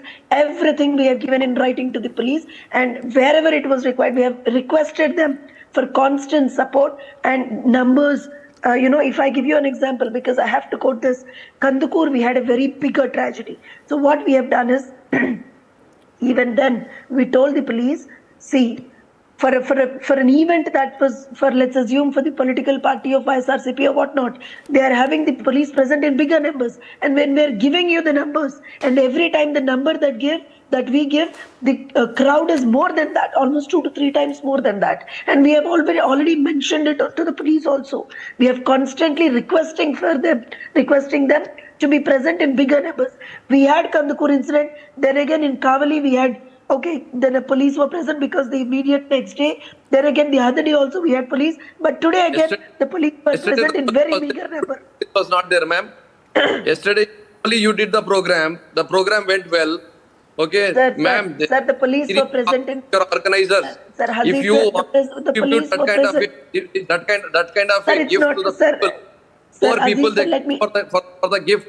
And because they always presume that they might we not have given the numbers to the police. They tried. Kindly understand our pain. Kindly understand our pain. We have lost our family members. Kindly do not politicize this.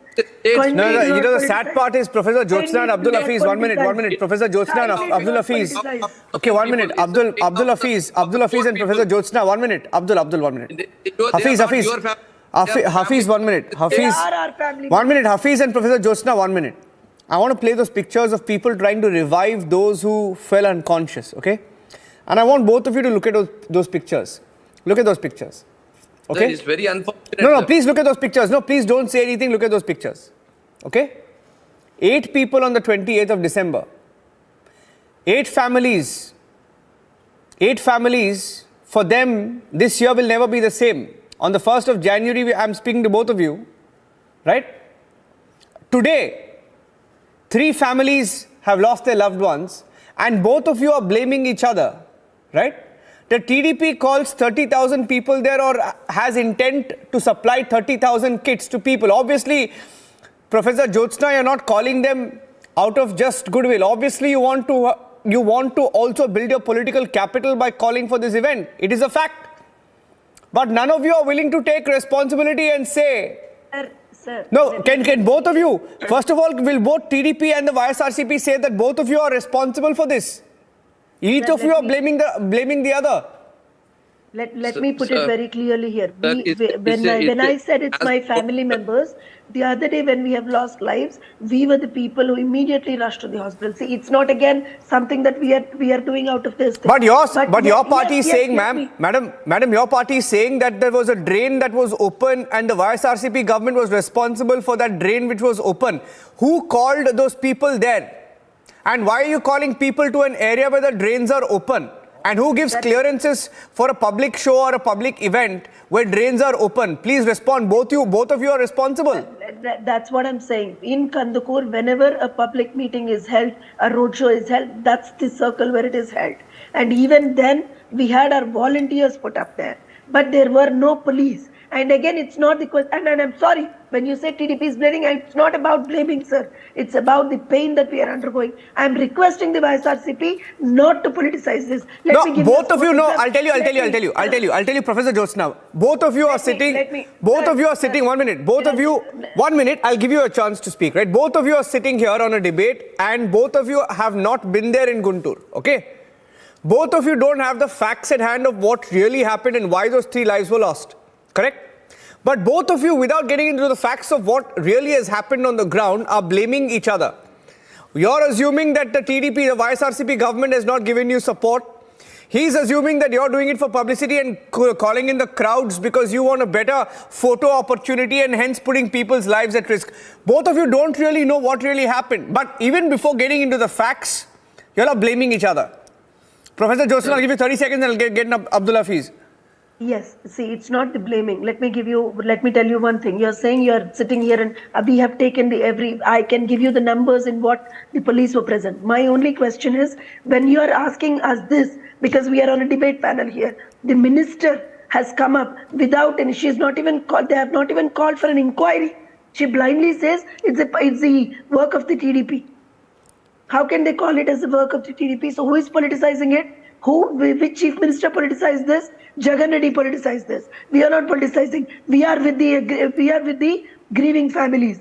We are with them. It is our family member that we have lost. We are in a deep state of grief. We are literally crying for our people. We know the pain. They are politicizing it. We know the pain. We are feeling the pain. And you also should understand the frustration of the people. You understand why are they coming in big numbers? What is the reason for them to come in big numbers? Today you are saying it's because of the gifts. What happened in Guntur? What happened in Kavali? What happened in the other places? Why are people coming in bigger numbers? It's because the current government has failed. And I'm not saying again, it's not a blame game. But when we have people, losing their lives, isn't it minimum humanitarian grounds that you respond? You again blame the opposition parties again? How low can they get? Understand? How low can they stoop down? I'll let him respond to you. They should at least have some humanitarian point of view. Sir, I request Republic TV, sir, to please send your TV crew to each and every place where they have kept the meeting for last 1 month. How they have been mobilizing, how they have been giving targets to each and every assembly constituency leaders to mobilize people. What is the financial gain for the people who are attending the meetings? Where the meetings are being organized? Are they being organized at bigger places or in the narrow lanes? 5. Why these meetings are being organized? Then why are you giving clearance to it then? You're saying, okay, the narrow lane, this and that, but how are you letting it happen? If they give us the right kind of numbers, we can. But she's saying they had declared 30,000 kits, which means assuming that 30,000 people would come there to pick up 1 kit each, right? 30,000 is not at all a big number, sir. We have done this kind of programs with a much bigger number. Sir, you need to keep right kind of boxes where you need to keep different sections of the people, and all those freebies that they want to give, they need to place it right within the public so that they get distributed properly. The people feel that the freebies are not more than the number of people there. Their anxiety will lead them to go and rush and take those freebies. And that's when the stampede kind of a situation arises. How can even the police manage to, with that kind of thousands of people, if they start falling on the freebies? Sir, I would like to tell you that it's a purely... But you're letting it happen, right? Abdul Hafiz, your government is letting it happen, right? Your government is giving the clearance to let it happen, right? No. Is YSRCP ruling Andhra Pradesh or TDP? Your government is giving the clearances, right? Your establishment is giving the clearances. Sir, that's what, sir. Their intentions need to be very clear, sir. They need to speak out very clearly. If we stop, then you will call me on this TV panel and they will say, you are stopping TDP and you are not allowing people attending the TDP. People you are killing democracy. These will be the blames that they will blame on us. Right now, after the innocent people, the poor people who came there only for the sake of freebies, these people are claiming that they are family members of TDP party. No, sir. They are the poor people who will go anywhere to take the freebies. They are all our people. They are innocent people. They are poor people. They are being sacrificed for the sake of cheap politics. I don't think it's that easy I don't think either your party or the TDP can get away with this because even the state government will have to face questions on how you let it happen. Abdul Hafiz, I'll leave it at that. We are ready for kind of a situation and any kind of inquiry, sir. What I'm telling you again and again is, you please send us a TV crew on the ground. Yes, we will. Yes, we will. No, that we will. That we will, but... The way they are politicizing it, the way they are trying to take sympathy out of this situation. We will report on it. No, we will report on it, Abdul Hafiz, but I'll leave it at that for now. Sir, 1 second, sir. Chandrababu Naidu has got such a low, sir.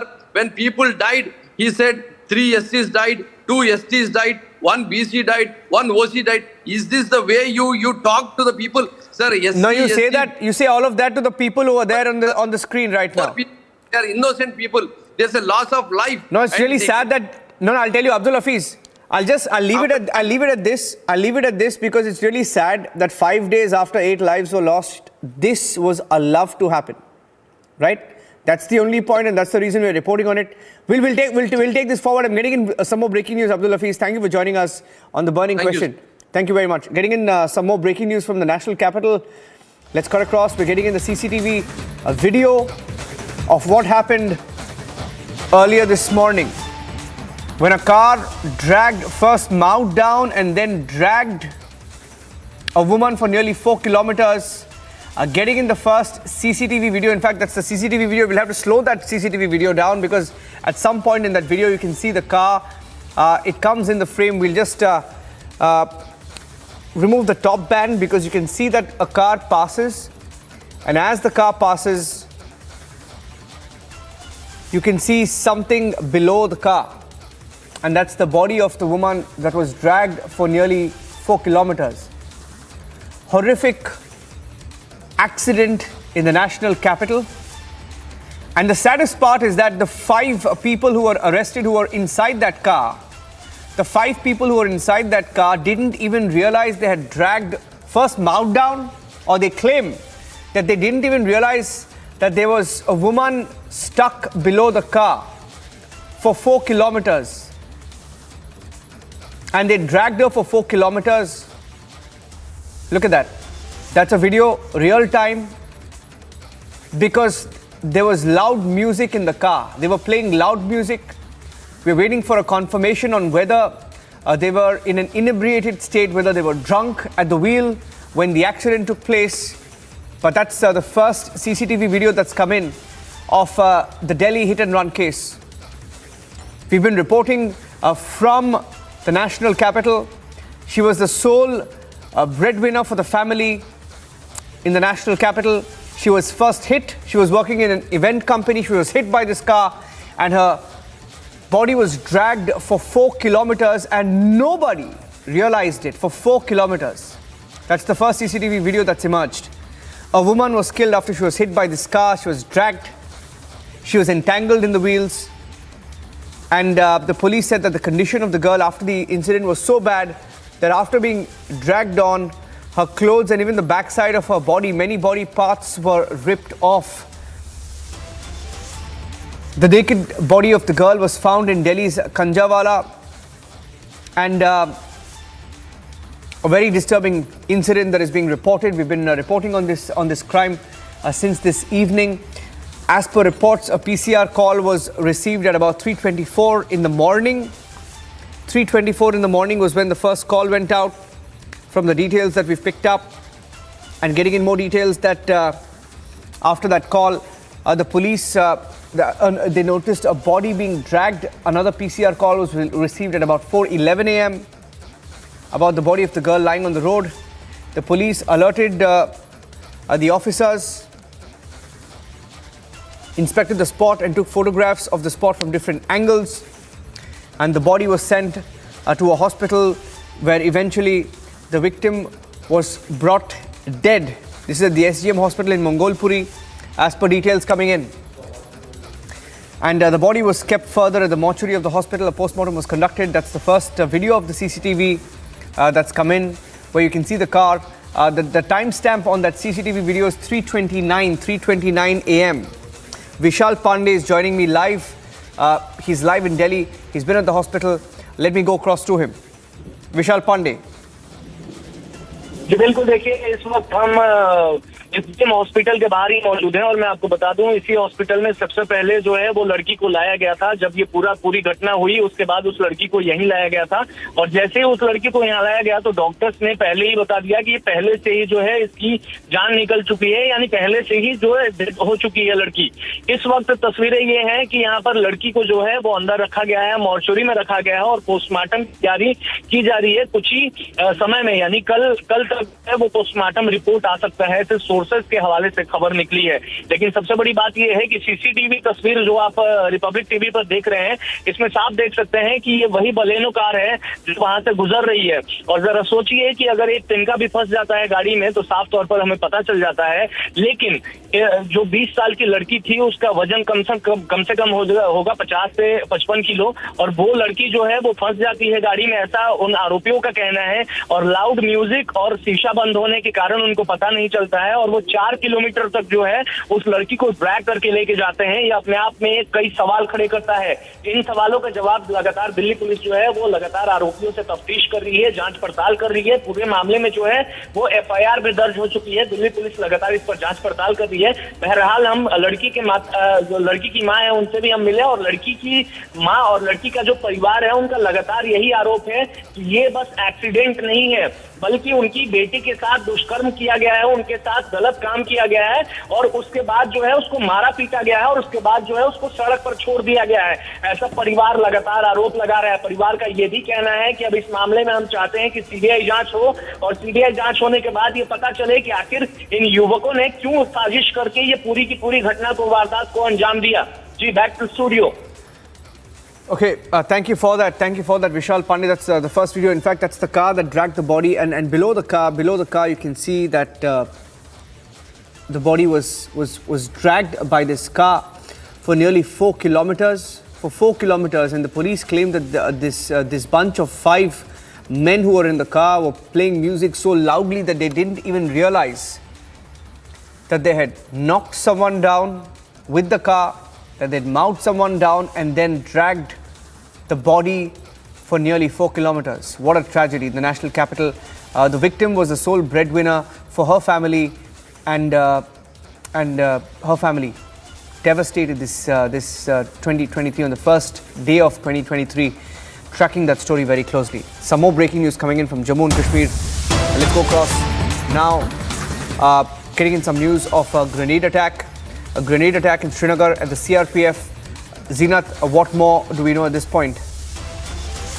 See, Niranjan, this was a grenade attack, although it missed the target, and one local boy from the Habak of Srinagar, the outskirts of Srinagar, he got injured. He has received some splinter injuries, although he received the minor injuries. But yes, the CASO has been launched by the joint forces of J&K police along with CRPF, because this was an attack on the CRPF vehicle by the terrorists, although the sources within the police department claims that this was an attack carried by the Lashkar-e-Toiba. The local boys of the LET had hurled grenade towards the CRPF vehicle that missed the target, and it injured one of the local boy. Although the visuals that we are beaming on the screen comes from the from Haval, the Zadibal area of Srinagar, where actually this incident was reported earlier some time back. But CASO continues in the area. Although this is the second incident in the Kashmir Valley, because earlier in the morning, one local boy of the Pulwama snatched a rifle from the CRPF personnel, although ADGP Kashmir Vijay Kumar has confirmed that the boy was brought back with their rifle, and investigations are going on. They got success in Pulwama as the boy has returned back, and the one who was accompanying the boy, he has also returned to the family. But it seems like as this is the first day of the 2023, the two major attacks. One was when the local boy tried to snatch the rifle from the CRPF. He decamped, and later he was brought back by the J&K police. And now the terrorist action was also witnessed in the downtown area of Srinagar. This is the Mirza Kamil Zadibal area of Srinagar downtown, where they tried to hurl grenade toward the CRPF vehicle. It missed the target, and unfortunately one local boy has got splinter injuries, although the police in the Srinagar claims that he has received the minor injuries and he is safe and secure. And the visuals that we are showing also tells you that how the CASO is being launched by the joint forces in the Srinagar city. It's keeping a close track on the situation. In fact, this is the second incident today. The first incident, we are not calling it a terror attack. We don't have a confirmation yet, but there was firing in Rajouri in Jammu and Kashmir. There was an incident of firing where lives were lost. Tracking the situation closely, a grenade was hurled at the CRPF vehicle in Srinagar, also in Jammu and Kashmir. Keeping a close track. Thank you very much, Zina.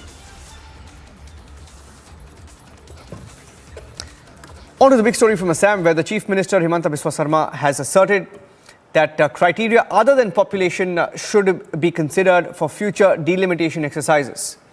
Assam has undergone a delimitation exercise of parliamentary and assembly seats based on the 2001 census, and it's been done for other states as well. But there should be a debate in parliament, is what Himanta Biswa Sarma says. Here's why it's turned out to be controversy.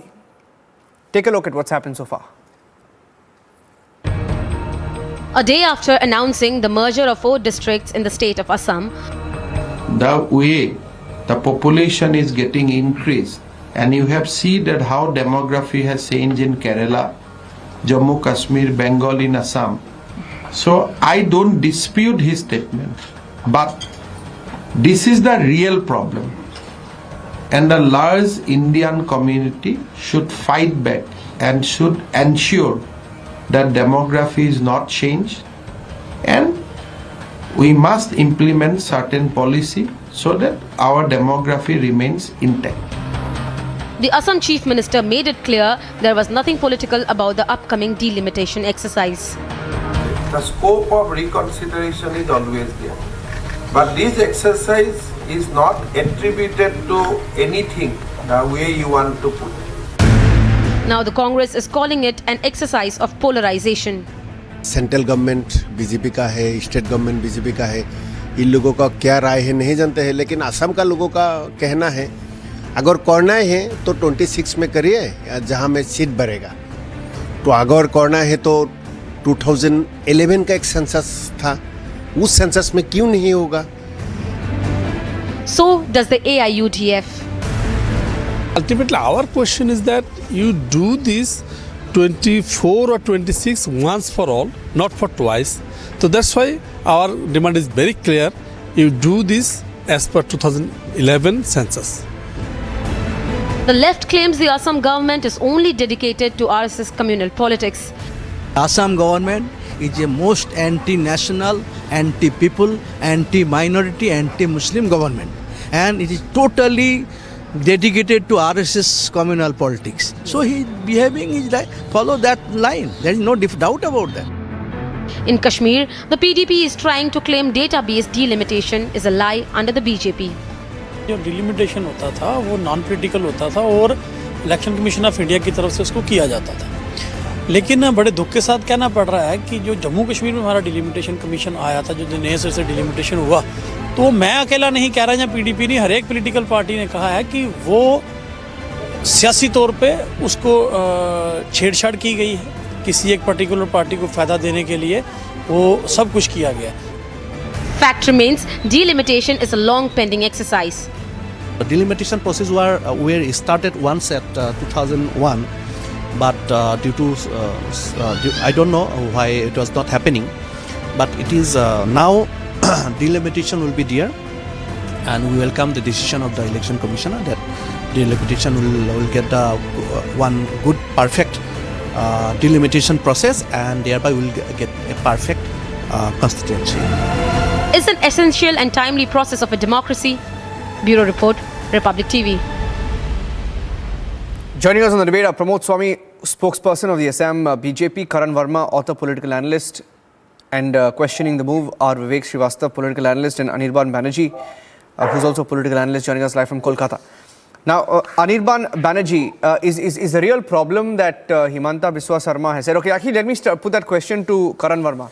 Karan Verma, you can start. See, Himanta Biswa Sarma, the Assam Chief Minister, says, and I quote, he says, as per the current law, population is the basis for delimitation, but some communities, he adds, that some communities have abided by population control policy, while others have not.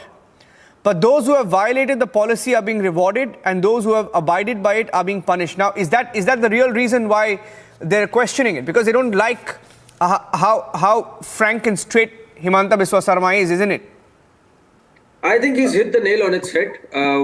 In today's time, Niranjan, where there are existential threats, where there are security threats, we have to address the issue. We can be politically correct and keep maneuvering, but until and unless we address the root of the issue, we cannot allow ghettoization to happen in certain communities. We've seen the spillover effects of that, whether it be in Dhubri or Barpeta, where temples have been destroyed, where the MP, frankly, AIUDF chief Badruddin has made some very inflammatory statements. So let's address the issue at hand. We cannot have a demographic imbalance. And Himanta Biswa Sarma has addressed it, and he's addressed it rather democratically. He said population alone should not be the criteria, and this should come up for a discussion.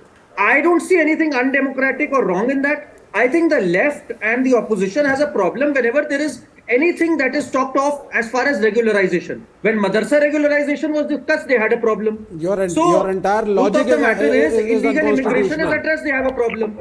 So I think he's very well within his right to address it, and rightly so. Population alone should not be the criteria. Otherwise, we'll have a demographic imbalance and we'll have ghettoization, which we can't afford. No, Vivek Srivastava is very uncomfortable. Let me start with Anirban Banerjee. Vivek, 1 minute. Vivek, 1 minute. No. Vivek, okay. But are you in doubt that there's been a demographic change, especially in Assam? Do you have any doubt about that, Vivek? What nonsense is this gentleman talking about? This constitution says ek Musalman or Hindu ek hai. You have one vote for every community. What does it mean by demography badal jayegi? And we have to take care of this. Some neta said this. This is nonsense. Constitution guarantees one vote per person. Whatever be your caste, so whatever be your gender, whatever be your religion, you are all same. Demographic, if it changes according to caste system or religion system, that is not the job of the government. The government cannot discriminate. Nobody is discriminating. The government cannot discriminate. If SC/ST population starts rising in a particular constituency, or the minority population decreases or increases, you artificially cannot go about making changes. But where is the change been made? 1 minute. In fact, this is totally unconstitutional. To marriage happy rights in the name of Dalits. No, see, if the chief minister was serious, Karan, hear about 30 seconds and then we'll take this. Otherwise, speaking over each other won't work. The reason we were against CAA and NRC, the reason we were against CAA and NRC was exactly this. Because we know the government is biased. The central government, the RSS and the BJP is totally anti-minority. These districts where suddenly there was a minority population could have been in majority, and even the SC/ST. This entire exercise was done in a haste. What was the hurry? Why did you not take the opposition into confidence? Why was it not discussed in the assembly? These are the questions. Let me ask Pramod Swami. And then you Pramod Swami, 1 minute. Okay, this is absolutely wrong. I think Pramod Swami is better placed to answer that question, Vivek. 1 minute, let him speak. Pramod Swami is from the Assam BJP. Pramod Swami, okay. You heard the question. You want to respond to him? कहा है, मैं सिर्फ ये कहना चाहता हूं कि अगर लोकतंत्र में एक स्वस्थ विमर्श होता है तो उसमें किसी को क्या आपत्ति है। आप अपनी विचारधारा, अपनी पॉलिसी लेकर करके जनता के बीच में अगर जाते हैं तो उसमें कोई आपत्ति वाली बात नहीं है। और इसी देश में हमने देखा एक ऐसे भी प्रधानमंत्री थे जिन्होंने कहा कि भारत के संसाधनों पर पहला हक मुसलमानों का है। हमने इसी देश में यह भी देखा कि किस तरह से साबानो केस में सुप्रीम कोर्ट के निर्णय को बदल दिया गया। ये एक एक्सरसाइज है, जो एक्सरसाइज डिलिमिटेशन की जो एक्सरसाइज है वो अकॉर्डिंग टू द लॉ होगी। और जो हमारा पार्लियामेंट का इसका मतलब आप मानते हैं कि ये मुसलमानों को टारगेट करने के लिए किया गया है और आप इसको जस्टिफाई कर रहे हैं। आप उत्तर दीजिएगा, आप इस तरह से डाइल्यूट मत करिए, आप उत्तर दीजिएगा, मेरी बात सुन लीजिए, आप उत्तर दीजिएगा, मैं आपके बीच में नहीं बोलूंगा। तो जो पार्लियामेंट ने जो कानून बनाया है उसके आधार पर डिलिमिटेशन होगा। सिर्फ हेमंत बिश्व शर्मा जी ने, माननीय मुख्यमंत्री महोदय ने सिर्फ इतना ही कहा है कि सिर्फ पॉपुलेशन के आधार पर डिलिमिटेशन नहीं होना चाहिए, क्योंकि एक वर्ग की जनसंख्या जो है उसमें काफी वृद्धि हो रही है और एक वर्ग की जो जनसंख्या नहीं बढ़ रही है। तो जिस वर्ग की जनसंख्या बढ़ रही है उसको रिवार्ड देने की क्या आवश्यकता है। तो ये एक विमर्श का विषय, इसके ऊपर में डिबेट हो, जनसंख्या नियंत्रण पर डिबेट हो, अन्य मुद्दों पर डिबेट हो। लोकतंत्र में डिबेट के द्वारा ही हम क्या सही है क्या गलत है इस बात को जनता के बीच में ले जाते हैं और जनता निर्णय करती है।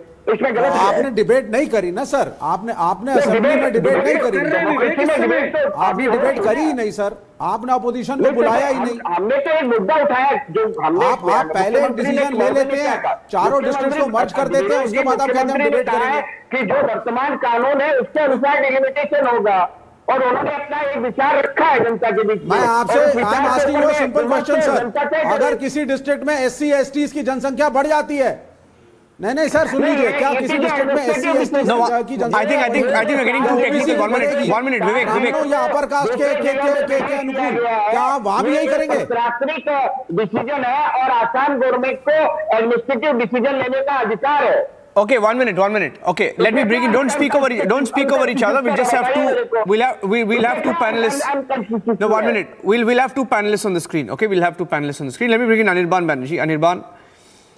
Anirban, he says, and he hasn't said anywhere that it has to be changed apart. I mean, he hasn't said what the criteria should be, but he has certainly said that just population alone cannot be a criteria.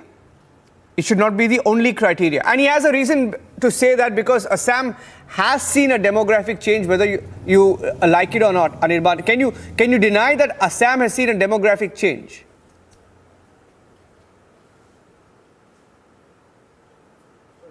Let Mr. Bishwa Sharma come up with the names of the communities. You cannot just say that one community or the other. Name the community. Let's also hear that what are the names of the community, because what we suspect is that a few months back, Mr. Mohan Bhagwat in one of his speeches had raised this population issue. There were no facts to back up his claims, but he had raised this issue of population, demographic change, imbalance between a population of communities, etc., etc. And now we are hearing Chief Minister of Assam speak the same tone, speak the same language, almost the same language when it's concerned about delimitation. Now, when he has given a proposal about the population not being one of the criteria for delimitation to be discussed in the parliament, we want to hear it from one of his parliamentarians of the BJP, his own party. If they consider his proposal, put it in the parliament and come out with clear names. Which community are you referring to? What are your data? What are the breakups, state-wise breakups of difference in population, the percentage rise, etc., etc. Because we all know when the delimitation of the parliament seats is going to come up, I think it is in 2026 or somewhere, sometime like that. The entire country is going to face a debate. There is no second way about, two ways about that. Because population change, the rate of increase of population is very varied across the states. West Bengal has one kind of population increase rate, Tamil Nadu has another, Madhya Pradesh another, Uttar Pradesh is different, Assam different. Every state had its own characteristic regarding population. So when Mr. Bishwa Sharma is towing the line of the RSS, he must come out with clear names. Is he referring to Muslim community, to the tribals, to the indigenous people, to the Assamese, to the Bengalis? Why is he linking this delimitation process with the NRC? Because whenever you come up with the NRC thing, in the final list of the NRC, almost 19 lakh names were, just a moment. Almost 19 lakh names were left out, among which almost 17 lakhs were Bengali speaking population. Among those 17 lakhs, almost 14 lakhs were Hindu Bengalis. So therefore it is very clear what the BJP is trying to do. They're targeting a linguistic community in Assam, in the northeastern don't make it about, states, and creating this divide. I think you're diverting it now. Okay, I don't want to go back to NRC. Niranjan, that is a fact. No, that is a fact. Wait, the BJP spokesman, 1 minute. The BJP spokesman is contesting. What is the connection with NRC and delimitation? 1 minute. The BJP spokesman from Assam is contesting your claim. Yes, Praveen Swami ji, क्या बोलना चाहते हैं आप उनको? हाँ, ये जो कह रहे हैं कि हमारी सरकार जो है किसी कम्युनिटी को टारगेट कर रही है, ऐसा नहीं है. हम हमारे आसाम की सभ्यता और संस्कृति को बचाने के लिए हम लड़ाई लड़ रहे हैं. और आज कितने जिले आसाम में जो है डेमोग्राफी बदलने से कितने जिले अफेक्टेड हुए हैं, ये शायद इनको मालूम नहीं है. और अभी जो लिंग्विस्टिक माइनॉरिटी की बात कही इन्होंने, तो मैं इनको बताना चाहूंगा कि आसाम में जो लिंग्विस्टिक माइनॉरिटी का जो सपोर्ट जो है वो भारतीय जनता पार्टी को पूरी तरह से मिल रहा है. ये बात आप जान लीजिए. और तीसरी बात मैं यहाँ कहना चाहूंगा कि आज आसाम में भारतीय जनता पार्टी की सरकार के नेतृत्व में लिंग्विस्टिक माइनॉरिटी का चौमुखी विकास हो रहा है. और हमारी जो सरकार है उसकी जो नीति है, आप जवाब दीजिएगा. हमारी सरकार की नीति. Let him speak. लेकिन No, no, sir, you tell me how Assam many की detention सभ्यता और camps are there संस्कृति in के ऊपर Assam? अगर कोई संकट आएगा तो उसका भी हम आसाम के लोगों के हितों के मद्देनजर रखते हुए उसके लिए सरकार को जो भी कदम उठाने चाहिए। Do you consider Bengalis to be part of Assam? Do you consider Bengalis to be part of Assam? Assam? You are dividing the greater Hindu community. Then why were there 95% names left out of the NRC list of Bengalis? Why were those 17 lakh names left out of the NRC list? Why were the Bengalis? NRC के According to Bengalis are termites. According to the BJP, Bengalis are termites. की है और NRC का जो कामकाज है वो supreme court की देख रेख में वो काम संपन्न हुआ है। उसके लिए आप असम सरकार के ऊपर में दोषारोपण नहीं कर सकती। 1 minute, you know, it was your people who conducted the surveys and all. The government people. It was the government people who did it. What are you saying? No, it was your government people who did the survey. They prepared the list. We have seen Assam police drag people to detention camps. Total process जो हुआ है वो supreme court की देख रेख में हुआ है। आप तथ्यों की गलत जानकारी देश की जनता को दे रहे हैं क्योंकि सुप्रीम कोर्ट जजेस did not come down to Assam to prepare the list. Shri Ram के नाम से आपकी दीदी छटती है। It was Mr. Koti Khajela, the coordinator. आपका जो सेकुलरिज्म है मात्र सेकुलरिज्म है और हमारा जो सेकुलरिज्म है वो सर्वधर्म सर्वभाव का सेकुलरिज्म है। हमारा जो सेकुलरिज्म है वो सर्वधर्म से सुखी सर्वधर्म से निरामय का सेकुलरिज्म है। हमारा जो सेकुलरिज्म है वो एकदम सत्य विप्रा बहुधा वदंती का सेकुलरिज्म है और आपका जो सेकुलरिज्म है वो मात्र एक कम्युनिटी को अपील करने का सेकुलरिज्म है। Detention camps are there right now in Assam. No, I think you're going 10. 1 minute. I think you're going 10 steps forward. 1 minute. You're taking it 10 steps forward. 1 minute. Anirban, 1 minute. Anirban, please don't speak over each other. Please let him answer. How many detention camps are there in Assam? No, you're taking it in another route. It's not required. We're talking about delimitation. Let's calm down. Take 2 steps back. I'm going across to Karan Verma. The Honorable Chief Minister of Assam referred to NRC when he was speaking about delimitation. Yes, he referred to. I'll tell you what he said. Wait, I'll tell you what he said. I'll tell you what else he said. That is why I'm bringing in NRC. Yeah. Let me tell you what else he said. In respect to the NRC, let me tell you what else he said. He said that during the NRC exercise, it was seen that there has been a demographic change in the state. But the extent will be known only after the 2021 census records are made available. He's saying that after the 2021 census records are made available, you will know the demographic change. Karan wants to come in. Hold on. You hear Karan. I'm 1 minute. The Chief Minister must you hear Karan now. You ask him the question. Yes, Karan. Anirban raised a very valid point when he says that Himanta Biswa Sarma should come into the specifics. That point I agree.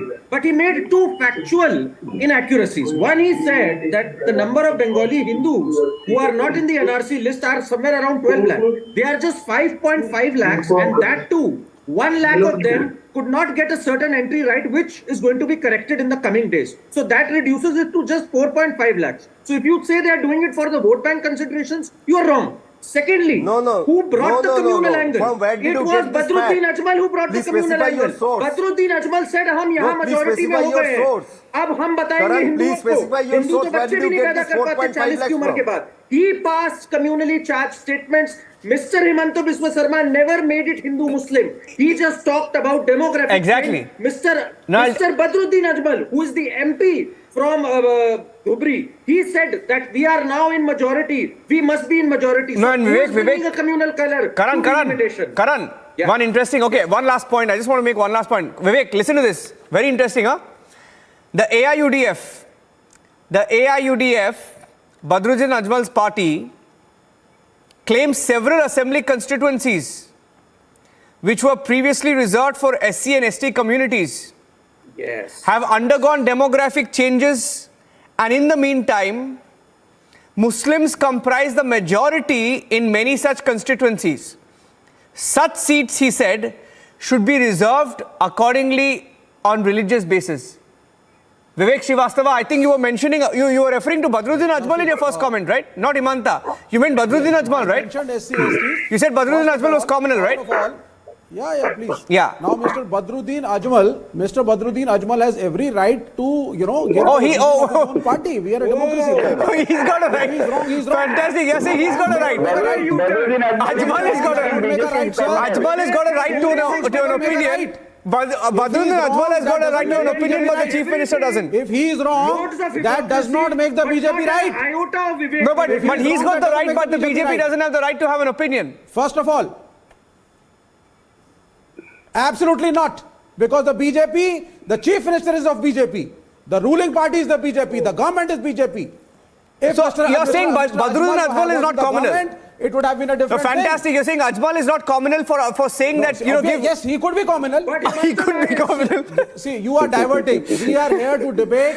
We are here to debate the Chief Minister. No, we're not. We're simply asking. We're not here to debate the Chief Minister. We are here to debate. He could be the worst man on the earth. One minute. That does not matter. Okay. That does not matter. No. I'll tell you. Let me rephrase let me at the end of the debate. Ruling party. At the end of the debate, let me remind you what we are here to debate. We were here to debate whether the delimitation exercise was communal or not. And at the end of the debate, we've decided, or rather we've come to a consensus that it wasn't communal. But because you see, Badruddin Ajmal didn't say it today or yesterday, right? He said it a long time back. It was communal. Who says it was not communal? It was absolutely communal. But if you try to get Mr. Ajmal into it, I don't understand the logic. No, I'm not getting him into it. He got into it a long time before anybody else did. So if he says it, it's not communal. आप करिए ना sir, आप Chief Minister की बात करिए. Ajmal थोड़ी ना Chief Minister. Yeah, we'll debate this again. This is going to be one of our top focus stories, Vivek. One of our top focus stories tomorrow as well. We're debating it. Anirban, Vivek, and Mr. Pramod Swami and Karan. Thank you very much. Thank you for joining us. I have some breaking news from Jammu and Kashmir, so I'm going across straight to that. The breaking news now from Rajouri. We're getting in reports that 3 people have been killed, 10 injured in the firing in Dangri area of Rajouri. The injured are getting treatment. We got you those pictures earlier. There was an incident of firing. The police and district administration are at the spot. We're waiting for more details and full clarity on what happened there. Gursimran with the details. Gursimran.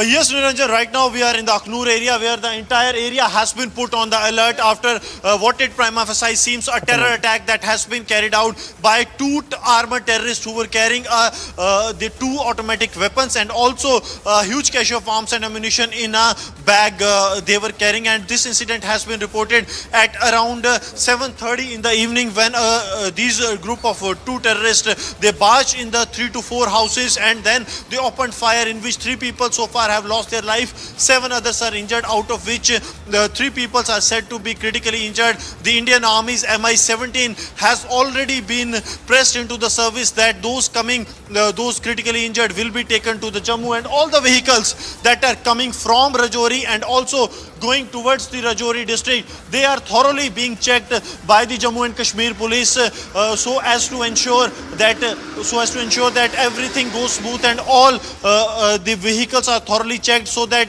the terrorists don't get any chance to escape from that very place.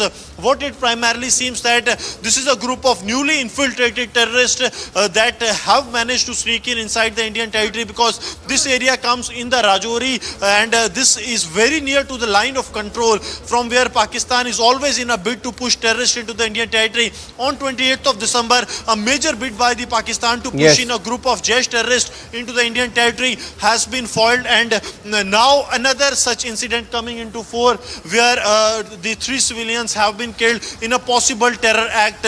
Alert has been sounded in the entire Jammu region and specifically for the vital installations of the Indian Army that could possibly be on the target of these 2 armored terrorists who have carried out this heinous act of targeting the minorities in the upper Dangri area of Rajouri, which is at 7 to 8 kilometers distance from the main city, not that very far. But this kind of incident coming into fore in the Rajouri, that too in the Hindu heartland area, clearly shows the desperation of the terror group as what primarily it seems is a terror attack carried out by 2 armed terrorists. Niranjan. Gursimran, thank you for joining us with those inputs. One of our top focus stories this evening, firing in Rajouri in what is a terror attack as far as we know. Can we call it a terror attack? Are the police calling it a terror attack, Gursimran? Just one last word. Yeah.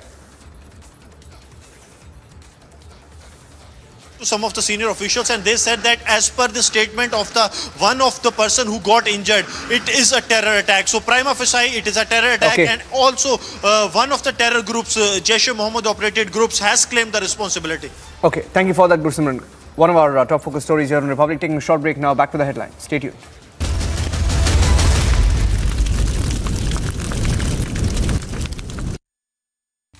मैं GK2 में खड़ा हूं और आप मेरे right side में देख सकती हैं, ये वही अंतरा केयर सेंटर है जहां पर बताया जा रहा है कि सुबह में आग लगी है। लगभग 5 बजे का वो समय बताया जा रहा है कि जब फायर को कॉल आया था कि इस तरीके से जो अंतरा केयर सेंटर में आग लग चुका है। आपको एक तस्वीर मैं दिखाना चाहूँगा, जो सेकंड फ्लोर है और थर्ड फ्लोर है, बताया जा रहा है कि उन्हीं दोनों फ्लोर में आग सबसे ज़्यादा इफेक्ट हुई थी। और साथ ही मैं अपने विजय को बोलूँगा कि ये जूम करके थोड़ी तस्वीरें दिखाएं, क्योंकि जिस तरीके से ये आग लगी है उसमें बताया जा रहा है कि 2 लोगों की झुलसने से मौत हो गई है और साथ ही 6 लोगों को रेस्क्यू कर लिया गया है। पूरी तरीके से रेस्क्यू का काम यहाँ पे ख़त्म हो चुका है। और साथ में अपने विजय को बोलूँगा कि वो आगे चल करके दिखाने की कोशिश करें कि किस तरीके से ये आग ऊपर तक फैली होगी और जो अंदर लोग थे उनको काफ़ी मशक्क़त के बाद जो दिल्ली पुलिस के जवान हैं और साथ ही जो फायर के जवान हैं उन्होंने निकाला होगा। और साथ ही आप देख सकते हैं कि लगातार जो अधिकारी है, दिल्ली पुलिस का अधिकारी है और जो तमाम फायर के अधिकारी है वो अंदर ही मौजूद है और वो देख रहे हैं कि किसी तरीके से और कोई अंदर तो फंसा नहीं है। As India welcomed New Year 2023, celebrations erupted across the country.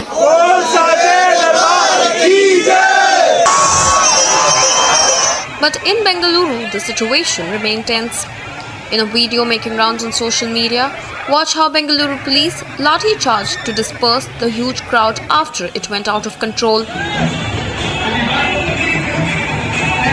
The incident was reported on MG Road after police had to intervene to disperse massive crowds that had gathered to celebrate the New Year. Thousands were gathered and swelling crowds eventually blocked the traffic and the area became chaotic, which was then followed by lathi charge, a bid by police to control the crowds.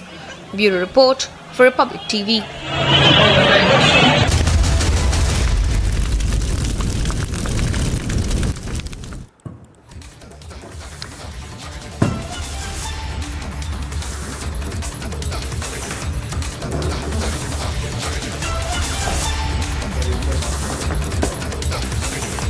First pictures coming in of the Rajouri firing incident.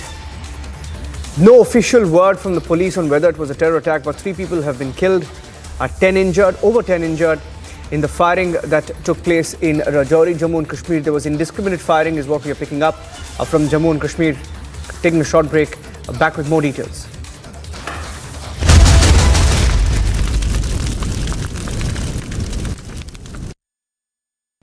मैं GK2 में खड़ा हूं और आप मेरे right side में देख सकती हैं, ये वही अंतरा केयर सेंटर है जहां पर बताया जा रहा है कि सुबह में आग लगी है। लगभग 5 बजे का वो समय बताया जा रहा है कि जब फायर को कॉल आया था कि इस तरीके से जो अंतरा केयर सेंटर में आग लग चुका है। आपको एक तस्वीर मैं दिखाना चाहूँगा, जो सेकंड फ्लोर है और थर्ड फ्लोर है, बताया जा रहा है कि उन्हीं दोनों फ्लोर में आग सबसे ज़्यादा इफेक्ट हुई थी। और साथ ही मैं अपने विजय को बोलूँगा कि ये जूम करके थोड़ी तस्वीरें दिखाएं, क्योंकि जिस तरीके से ये आग लगी है उसमें बताया जा रहा है कि 2 लोगों की झुलसने से मौत हो गई है और साथ ही 6 लोगों को रेस्क्यू कर लिया गया है। पूरी तरीके से रेस्क्यू का काम यहाँ पे ख़त्म हो चुका है। और साथ में अपने विजय को बोलूँगा कि वो आगे चल करके दिखाने की कोशिश करें कि किस तरीके से ये आग ऊपर तक फैली होगी और जो अंदर लोग थे उनको काफ़ी मशक्क़त के बाद जो दिल्ली पुलिस के जवान हैं और साथ ही जो फायर के जवान हैं उन्होंने निकाला होगा। और साथ ही आप देख सकते हैं कि लगातार जो अधिकारी है, दिल्ली पुलिस का अधिकारी है और जो तमाम फायर के अधिकारी है वो अंदर ही मौजूद है और वो देख रहे हैं कि किसी तरीके से और कोई अंदर तो फंसा नहीं है। As India welcomed New Year 2023, celebrations erupted across the country.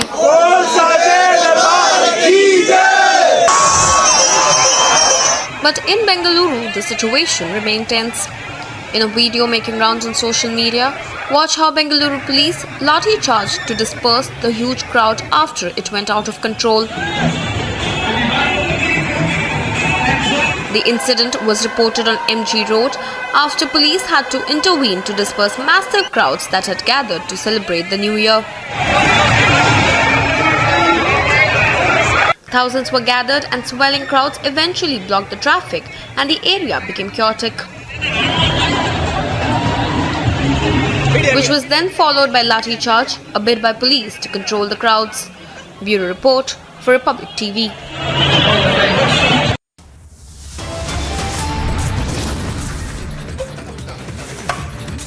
Second stampede at Chandrababu Naidu's event in 5 days. Nobody's taking the responsibility, not the TDP, nor the YSRCP.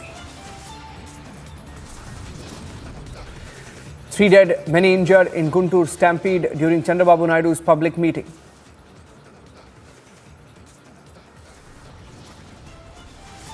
Horrific case of hit and run in the national capital. 20-year-old is mowed down and then her body dragged for over 4 kilometers. 5 arrested. 3 dead, 10 injured in the suspected terror attack in Rajouri. Initial reports says minorities were targeted.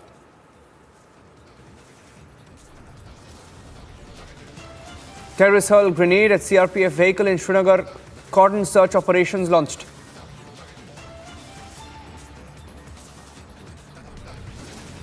As the opposition tries to communalize delimitation process in Assam, the Chief Minister Himanta Biswa Sarma says there's no need to politicize.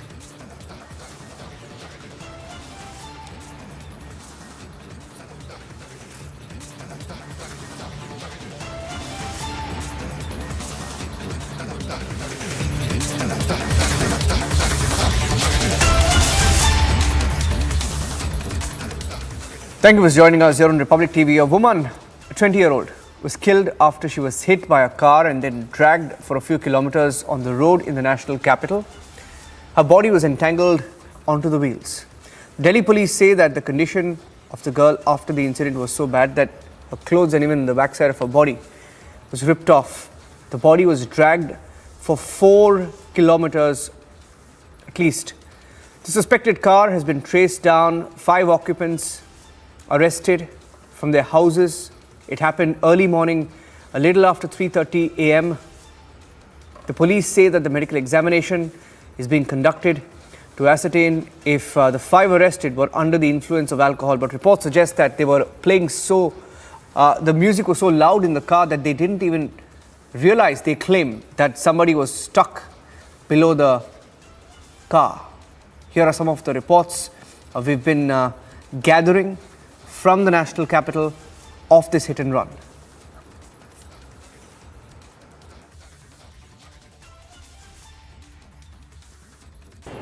कंसावला थाना जो Rohini district के अंदर आता है, वहाँ पे एक call आई थी जिसमें ये बताया गया था कि किसी कार से कोई व्यक्ति लटका हुआ खींचा जा रहा है, ड्रैग हो रहा है।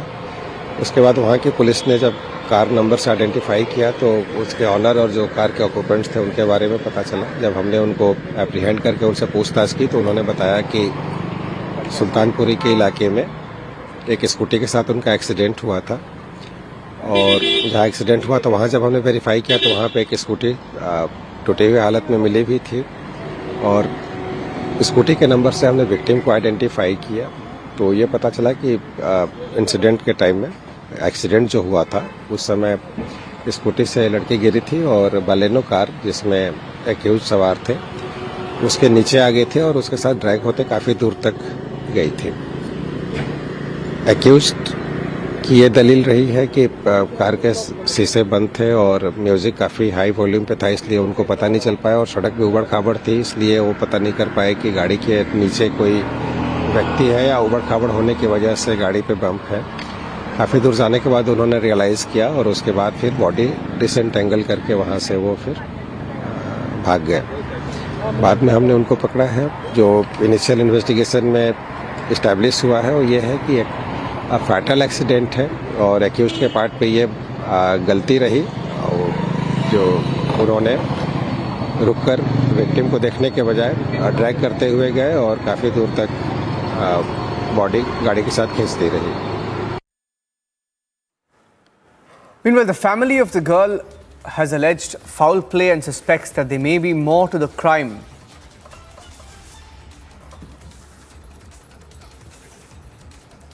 मेरी तो सब कुछ वही थी, कमाने वाली दमाने वाली। मैं तो बीमार हूँ 2 साल से, मेरी किडनी खराब। मेरी लड़की के सिवा मेरा कोई नहीं है और मेरे 2 छोटे छोटे बच्चे हैं। मैं क्या करूँ, मुझे बस मेरी लड़की दे दो। मेरी लड़की काम पे गई थी घर से, बस बोल के मैं काम पे जा रही हूँ मम्मी, मैं अभी आ रही हूँ। मैडम घर से कब निकली थी और कहाँ काम करने वो जाती हैं? मेरे से पंजाबी बाग बोल के जाती थी। मैं पंजाबी बाग जाती हूँ मम्मी, मुझे और काम का कुछ नहीं पता उसके। मुझे बस नु कहती थी मैं पंजाबी बाग में काम करती हूँ मम्मी। शादी ब्याह में जहाँ भी अटेंड हो जाता है वहीं चली जाती थी, कभी कभी इवेंट के काम करती थी। कब निकली थी घर से?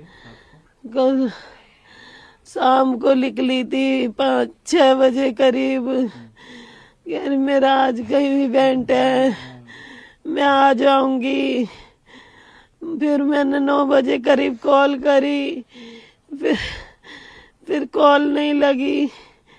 कॉल लगी थी, फिर एक बार लगी कॉल, फिर दोबारा नहीं लगी कॉल। मैंने कॉल करी, कह रही मैंने कि बाबू तू गाजर ले आई हो। मैं तो जाती नहीं, कुछ सामान लेने वही जाती। कहती मम्मी ले आऊंगी, मैं आ जाऊंगी 9 बजे 10-11 बजे तक ले आऊंगी गाजर। फिर मुझे फोन नहीं आया, मैं दवाई खा के सो गई। मुझे फिर नहीं कुछ पता कि क्या हुआ क्या नहीं। सवेरे कॉल आई है कि ऐसे ऐसे तुम्हारी लड़की का एक्सीडेंट हो गया है, और अभी तक ना ही कोई दिखाया, ना कोई सुनवाई करी, ना ही बताया कि कहाँ है कहाँ नहीं है। कभी कंजावला, कभी सुल्तानपुरी, कभी कहीं ले जा रहे। सुबह से मेरे को कहीं भी नहीं दिखाया मेरा बच्चा। मेरे को सुबह से ये टाइम हो गया, मेरा बच्चा नहीं दिखाया इन्होंने। मेरा बच्चा दे दो।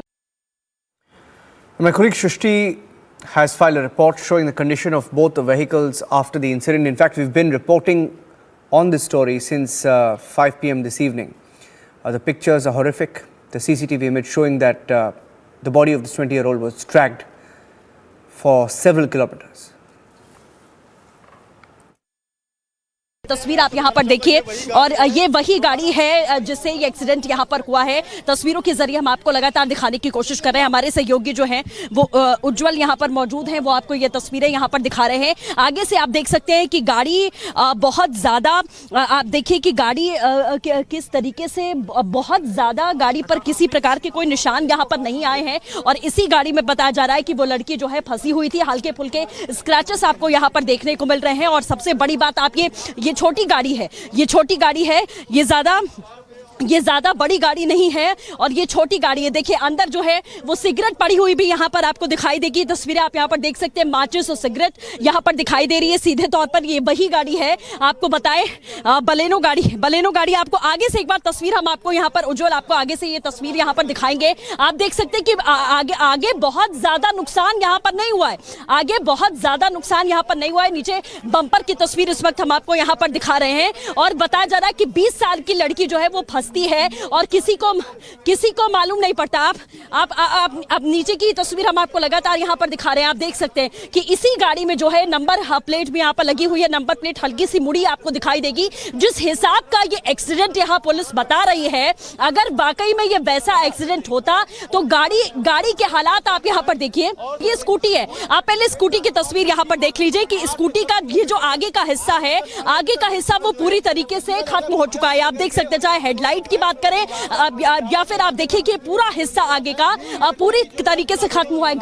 गाड़ी के पीछे का हिस्सा, जैसा आपने कहा, वो हम दिखाने की कोशिश यहाँ पर करेंगे। ये पीछे का हिस्सा है, पीछे आप देख सकते हैं कि किसी प्रकार से गाड़ी में कोई भी निशान यहाँ पर आपको देखने को नहीं मिलेगा। गाड़ी नंबर आप देखिए सही सलामत यहाँ पर, और गाड़ी आगे से, स्कूटी की तस्वीर जो हमने आपको दिखाई वो आगे से पूरी तरीके से हेडलाइट जो है वो खत्म है। गाड़ी के आगे के हिस्से की अगर हम यहाँ पर बात करें, आप ये देखिए कुछ स्क्रैचेस यहाँ पर पड़े हुए हैं और नीचे बोनट के पास में, नंबर प्लेट के पास में हल्का सा नंबर प्लेट जो है वो मोल्ड होता हुआ यहाँ पर दिखाई दिया है। ये तस्वीर उज्जवल आपको लगातार यहाँ पर दिखाएंगे कि नंबर प्लेट हल्की सी मुड़ी हुई दिखाई दे रही है। नीचे बम्पर पे बम्पर हल्का सा यहाँ पर मुड़ा हुआ वो भी दिखाई दे रहा है। लेकिन सबसे बड़ी बात यही है कि आखिर में 20 साल की लड़की इस गाड़ी में फंसती है और उन लड़कों को नहीं पता चलता। जो स्टेटमेंट उनकी ओर से लगातार ये दिया जा रहा है कि उनको इस बात की जानकारी नहीं कि वो लड़की इस गाड़ी में जो है वो फंसी हुई थी। ये कैसे हो सकता है?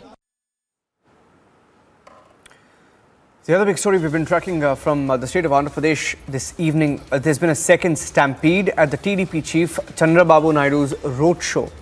It's the second roadshow within 5 days when there's been a stampede, another tragedy. Today, 3 people have lost their lives in Andhra Pradesh's Guntur. Here's a short report on the facts at hand so far. In Guntur, a political event by the TDP chief turned deadly.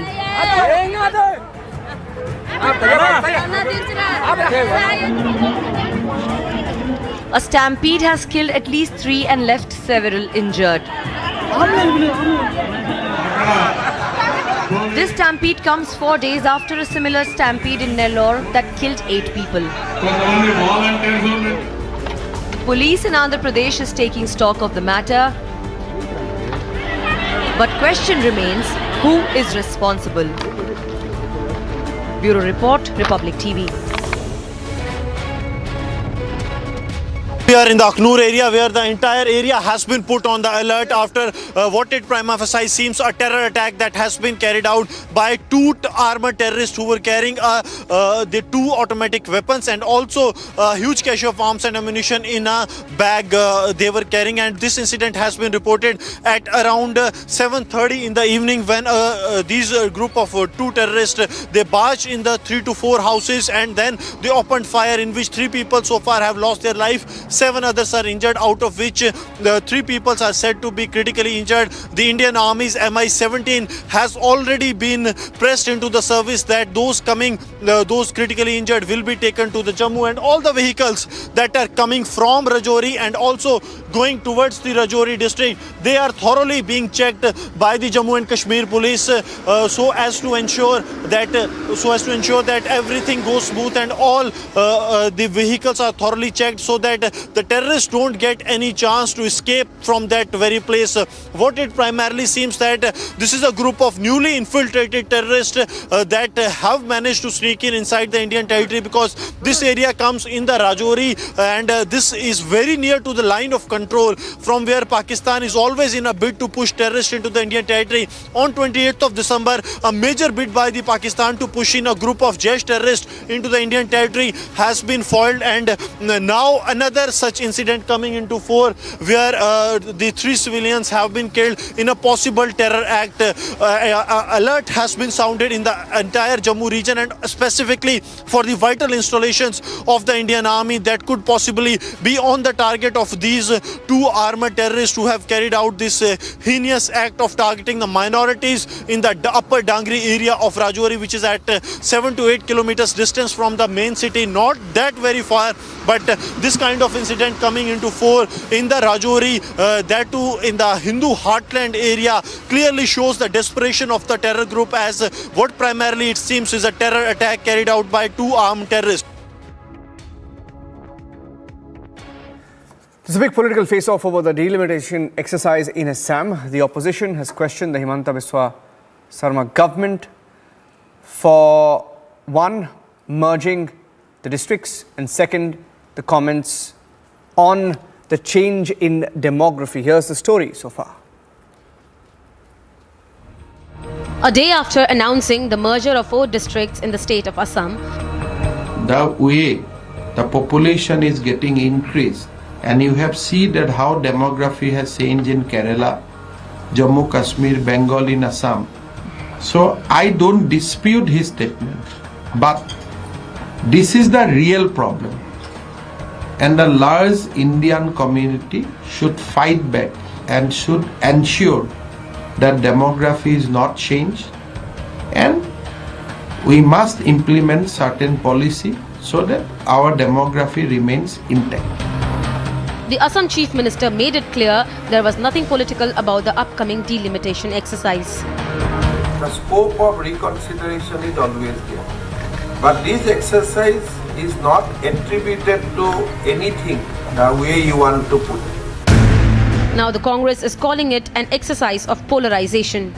Central government BJP का है, state government BJP का है, इन लोगों का क्या राय है नहीं जानते हैं, लेकिन असम का लोगों का कहना है अगर करना है तो 26 में करिए जहां में सीट बढ़ेगा।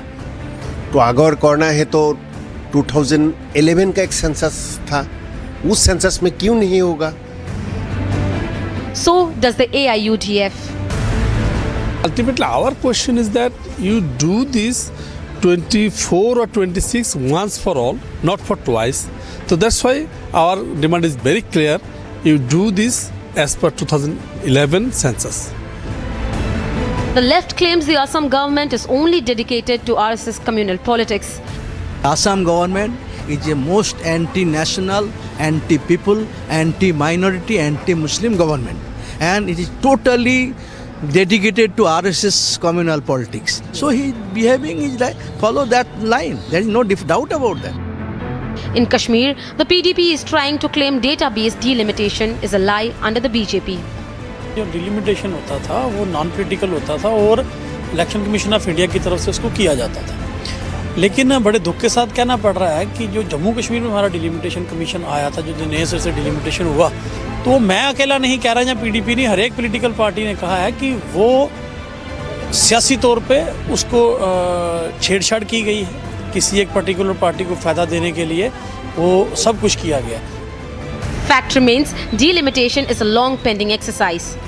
The delimitation process were started once at 2001, but due to I don't know why it was not happening, but it is now delimitation will be there, and we welcome the decision of the election commissioner that delimitation will get one good perfect delimitation process, and thereby will get a perfect constituency.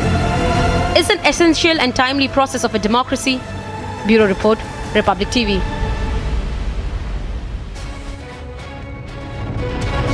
Army Chief General Manoj Pandey on Sunday visited the forward areas in the Kashmir line of control. His visit is significant, keeping in view that the Chief of the Armed Staff celebrated the New Year with the troops who have been deployed on Ground Zero under the heavy snowfall and intense challenging conditions, and also the threat perception that always remains intact from the enemy Pakistan, which always remains in a bid to destabilize the peace in Jammu and Kashmir and also to foment troubles on the borders. But the troops of the Indian Army have always stood firm for the sovereignty and the integrity of the country. Yesterday evening, the Chief of the Armed Staff reached the Kashmir Valley, and today morning he was in the Kupwara district of the North Kashmir, the northern frontier of the Kashmir Valley that deals with the line of control with the Pakistan. And this visit is also significant as it has come on the day of New Year and a major morale boosters for the troops who have been deployed in the challenging condition. Well, intensifying the war of words over H.D. Kumaraswamy's comments on Union Home Minister Amit Shah, the BJP has accused the JDS of being frustrated over the overwhelming response that the party was receiving ahead of the Karnataka State Assembly elections, as they now completely focus on the old Mysuru region, where traditionally the JDS and the Congress have tried to have an upper hand, but the BJP seems to be going for the jugular. Former Chief Minister of Karnataka H.D. Kumaraswamy resorted to name-calling and insulting Union Home Minister Amit Shah in a series of tweets. This comes a day after Amit Shah made it clear that the BJP would not have any tie-up with the JDS in the 2023 polls.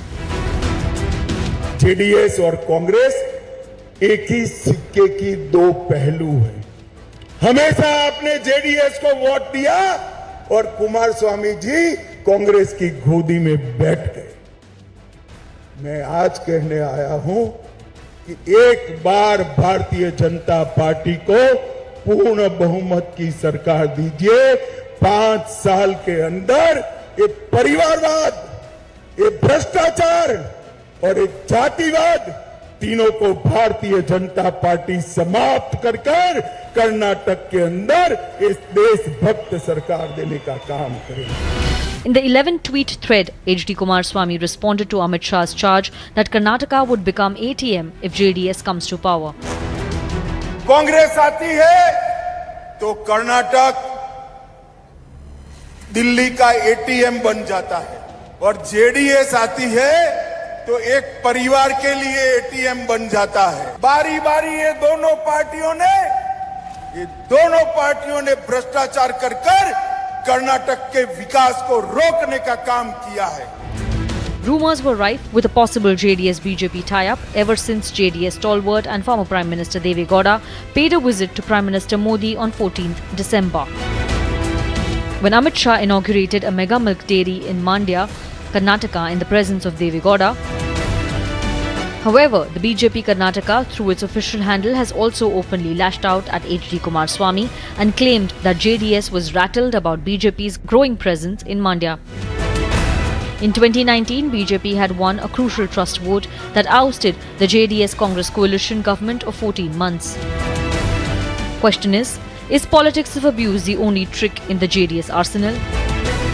Let's debate.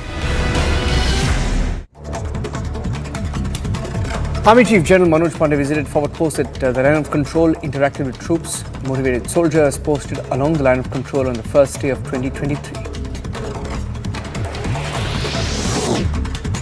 Chief of Defence Staff General Anil Chauhan visited Delhi's Army Research and Referral Hospital on the first day of 2023 along with his wife, met troops admitted there for treatment to boost their morale.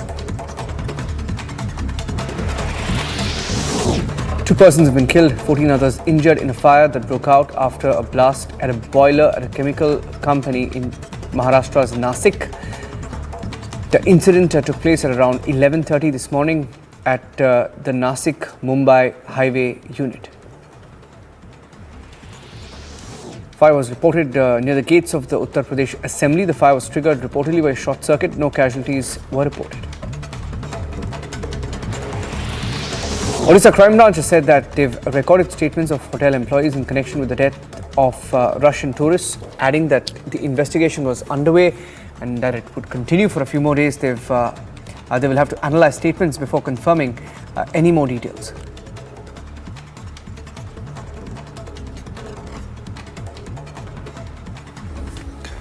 Haryana Sports Minister Sandeep Singh has been booked for sexually harassing a junior athletics coach in the state. The female coach made the allegations and a day later she filed a complaint with the police. The minister has now stepped down pending investigation.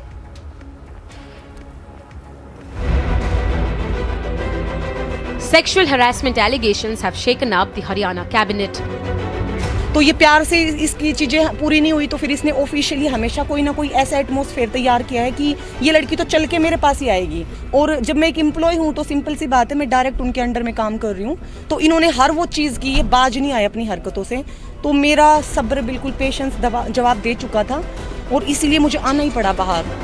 The sports minister Sandeep Singh has been booked for sexually harassing a junior athletics coach. Resigning from the ministry, the Neta dismissed allegations against him, calling them baseless.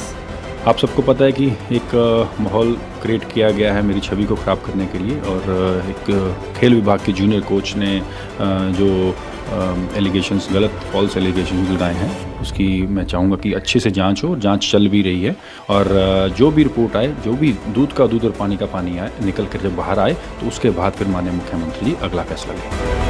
However, on the other hand, Chandigarh police said a probe will be conducted to find out if the allegations against the minister is true. एक lady coach है हरियाणा की, उन्होंने 30 दिसंबर को Chandigarh police को अपनी complaint दी थी, तो उस पर चंडीगढ़ पुलिस के 26 पुलिस स्टेशन में एक FIR दर्ज की है 354, 354A, 354B, 342 और 506 IPC की, जिसको इन्वेस्टिगेट किया जा रहा है। Soon after, Haryana Chief Minister Manohar Lal Khattar chaired a key meet with top DGS and CIDs. Currently, a probe is on, but the minister facing the grave allegations is not behind bars. मैंने सुनी है उनकी सारी बात, ध्यानपूर्वक सुनी है, मैं मंत्री जी से भी बात करूंगा और मुख्यमंत्री जी से भी बात करेंगे और बिल्कुल इंसाफ करेंगे इस मामले में। Will the state government take action? Bureau Report, Republic TV. Well, North Korea has marked the first day of 2023 with reports of further rocket tests. In addition to images set to show these tests, the Korean media has showed our North Korean leader Kim Jong-un overseeing a large display of new rockets and congratulating workers who manufactured them.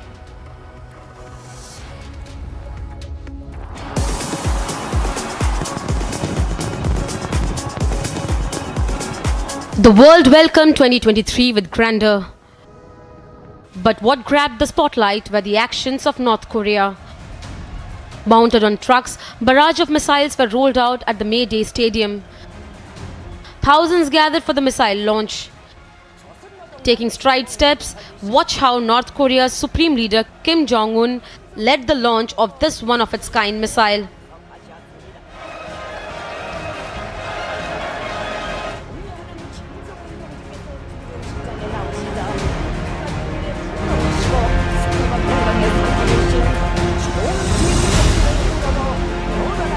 With Kim taking center stage, an emotional audience broke into an applause. The display of weaponry comes a day after Pyongyang's latest rocket launches. And after the big end of the year meeting of the party, where Kim called for more nuclear weapons, for North Korea, 2023 started with a bang. The fresh tests come as a declaration of intent by an increasingly belligerent Pyongyang, which has refused to show any sign of halting its arms race. Bureau Report, Republic TV.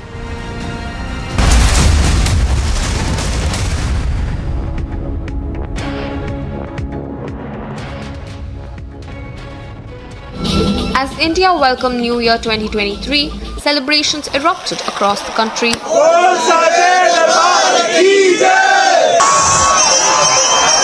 But in Bengaluru, the situation remained tense. In a video making rounds on social media, watch how Bengaluru police lathi charged to disperse the huge crowd after it went out of control. The incident was reported on MG Road after police had to intervene to disperse massive crowds that had gathered to celebrate the new year. Thousands were gathered and swelling crowds eventually blocked the traffic and the area became chaotic,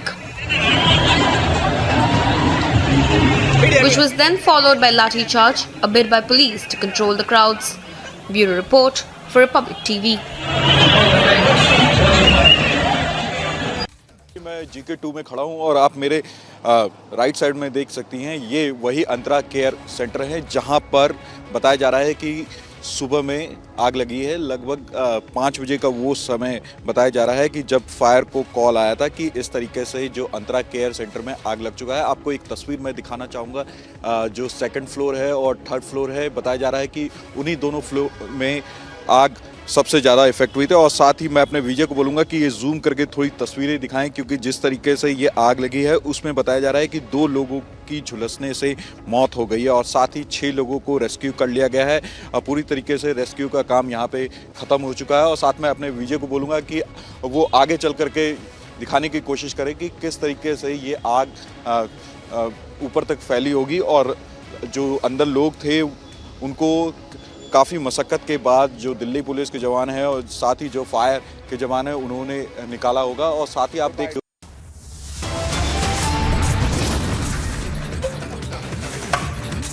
Second Stampede at Chandrababu Naidu's event in 5 days. Nobody's taking the responsibility, not the TDP, nor the YSRCP.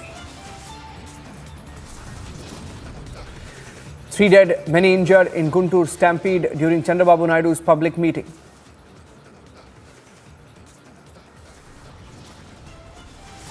Horrific case of hit and run in the national capital. 20-year-old is mowed down and then her body dragged for over 4 kilometers. 5 arrested.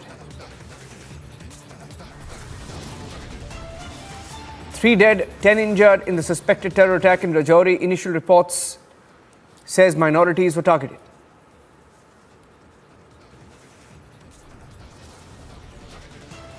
Terrorists hurled grenade at CRPF vehicle in Srinagar. Cordon search operations launched.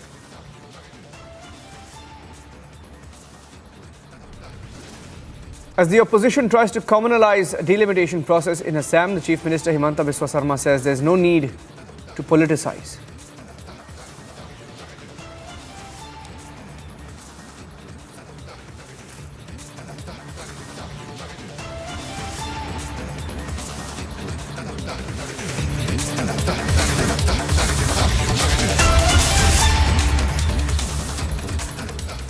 Thank you for joining us here on Republic TV. A woman, a 20-year-old, was killed after she was hit by a car and then dragged for a few kilometers on the road in the national capital. Her body was entangled onto the wheels. Delhi police say that the condition of the girl after the incident was so bad that her clothes and even the backside of her body was ripped off. The body was dragged for 4 kilometers at least. The suspected car has been traced down. 5 occupants arrested from their houses. It happened early morning, a little after 3:30 a.m. The police say that the medical examination is being conducted to ascertain if the 5 arrested were under the influence of alcohol. But reports suggest that they were playing the music was so loud in the car that they didn't even realize, they claim, that somebody was stuck below the car. Here are some of the reports we've been gathering from the national capital of this hit and run.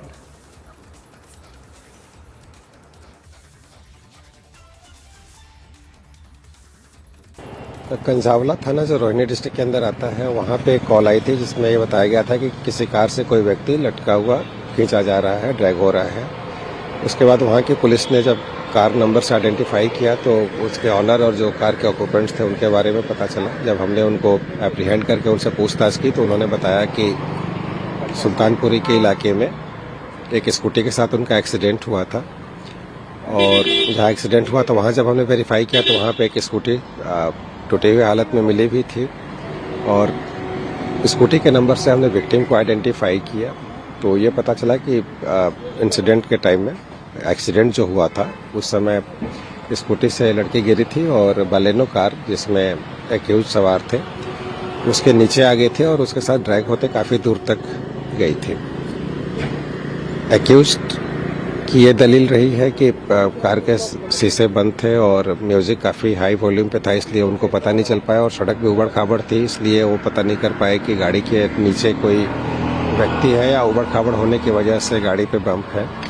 काफ़ी दूर जाने के बाद उन्होंने realise किया और उसके बाद फिर बॉडी डिसेंटेंगल करके वहाँ से वो फिर भाग गए।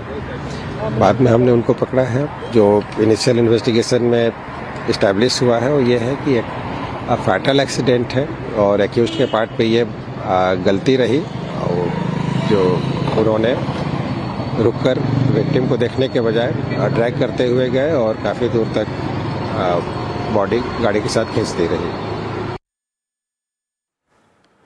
Meanwhile, the family of the girl has alleged foul play and suspects that there may be more to the crime.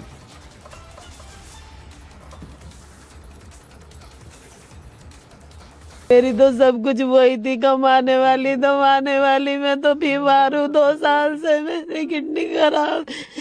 मेरी लड़की के सिवा मेरा कोई नहीं है और मेरे 2 छोटे छोटे बच्चे हैं। मैं क्या करूँ, मुझे बस मेरी लड़की दे दो।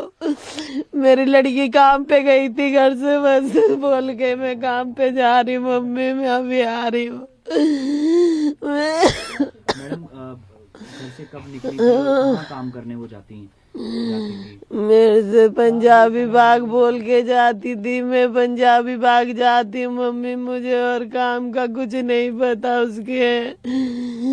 मुझे बस नु कहती थी मैं पंजाबी बाग में काम करती हूँ मम्मी। शादी ब्याह में जहाँ भी अटेंड हो जाता है वहीं चली जाती थी, कभी कभी इवेंट के काम करती थी। कब निकली थी घर से? कल शाम को निकली थी 5-6 बजे करीब। यार मेरा आज कहीं इवेंट है, मैं आ जाऊंगी। फिर मैंने 9 बजे करीब कॉल करी, फिर कॉल नहीं लगी। कॉल लगी थी, एक बार लगी कॉल, फिर दोबारा नहीं लगी कॉल। मैंने कॉल करी, कह रही मैंने कि बाबू तू गाजर ले आई हो। मैं तो जाती नहीं हूँ, कुछ सामान लेने वो ही जाती, कहती मम्मी ले आऊंगी, मैं आ जाऊंगी 9 बजे 10-11 बजे तक ले आऊंगी गाजर। फिर मुझे फोन नहीं आया, मैं दवाई खा के सो गई। मुझे फिर नहीं कुछ पता कि क्या हुआ क्या नहीं। सवेरे कॉल आई है कि ऐसे ऐसे तुम्हारी लड़की का एक्सीडेंट हो गया है, और अभी तक ना ही कोई दिखाया, ना कोई सुनवाई करी, ना ही बताया कि कहाँ है कहाँ नहीं है। कभी कंजावला, कभी सुल्तानपुरी, कभी कहीं कहीं ले जा रहे।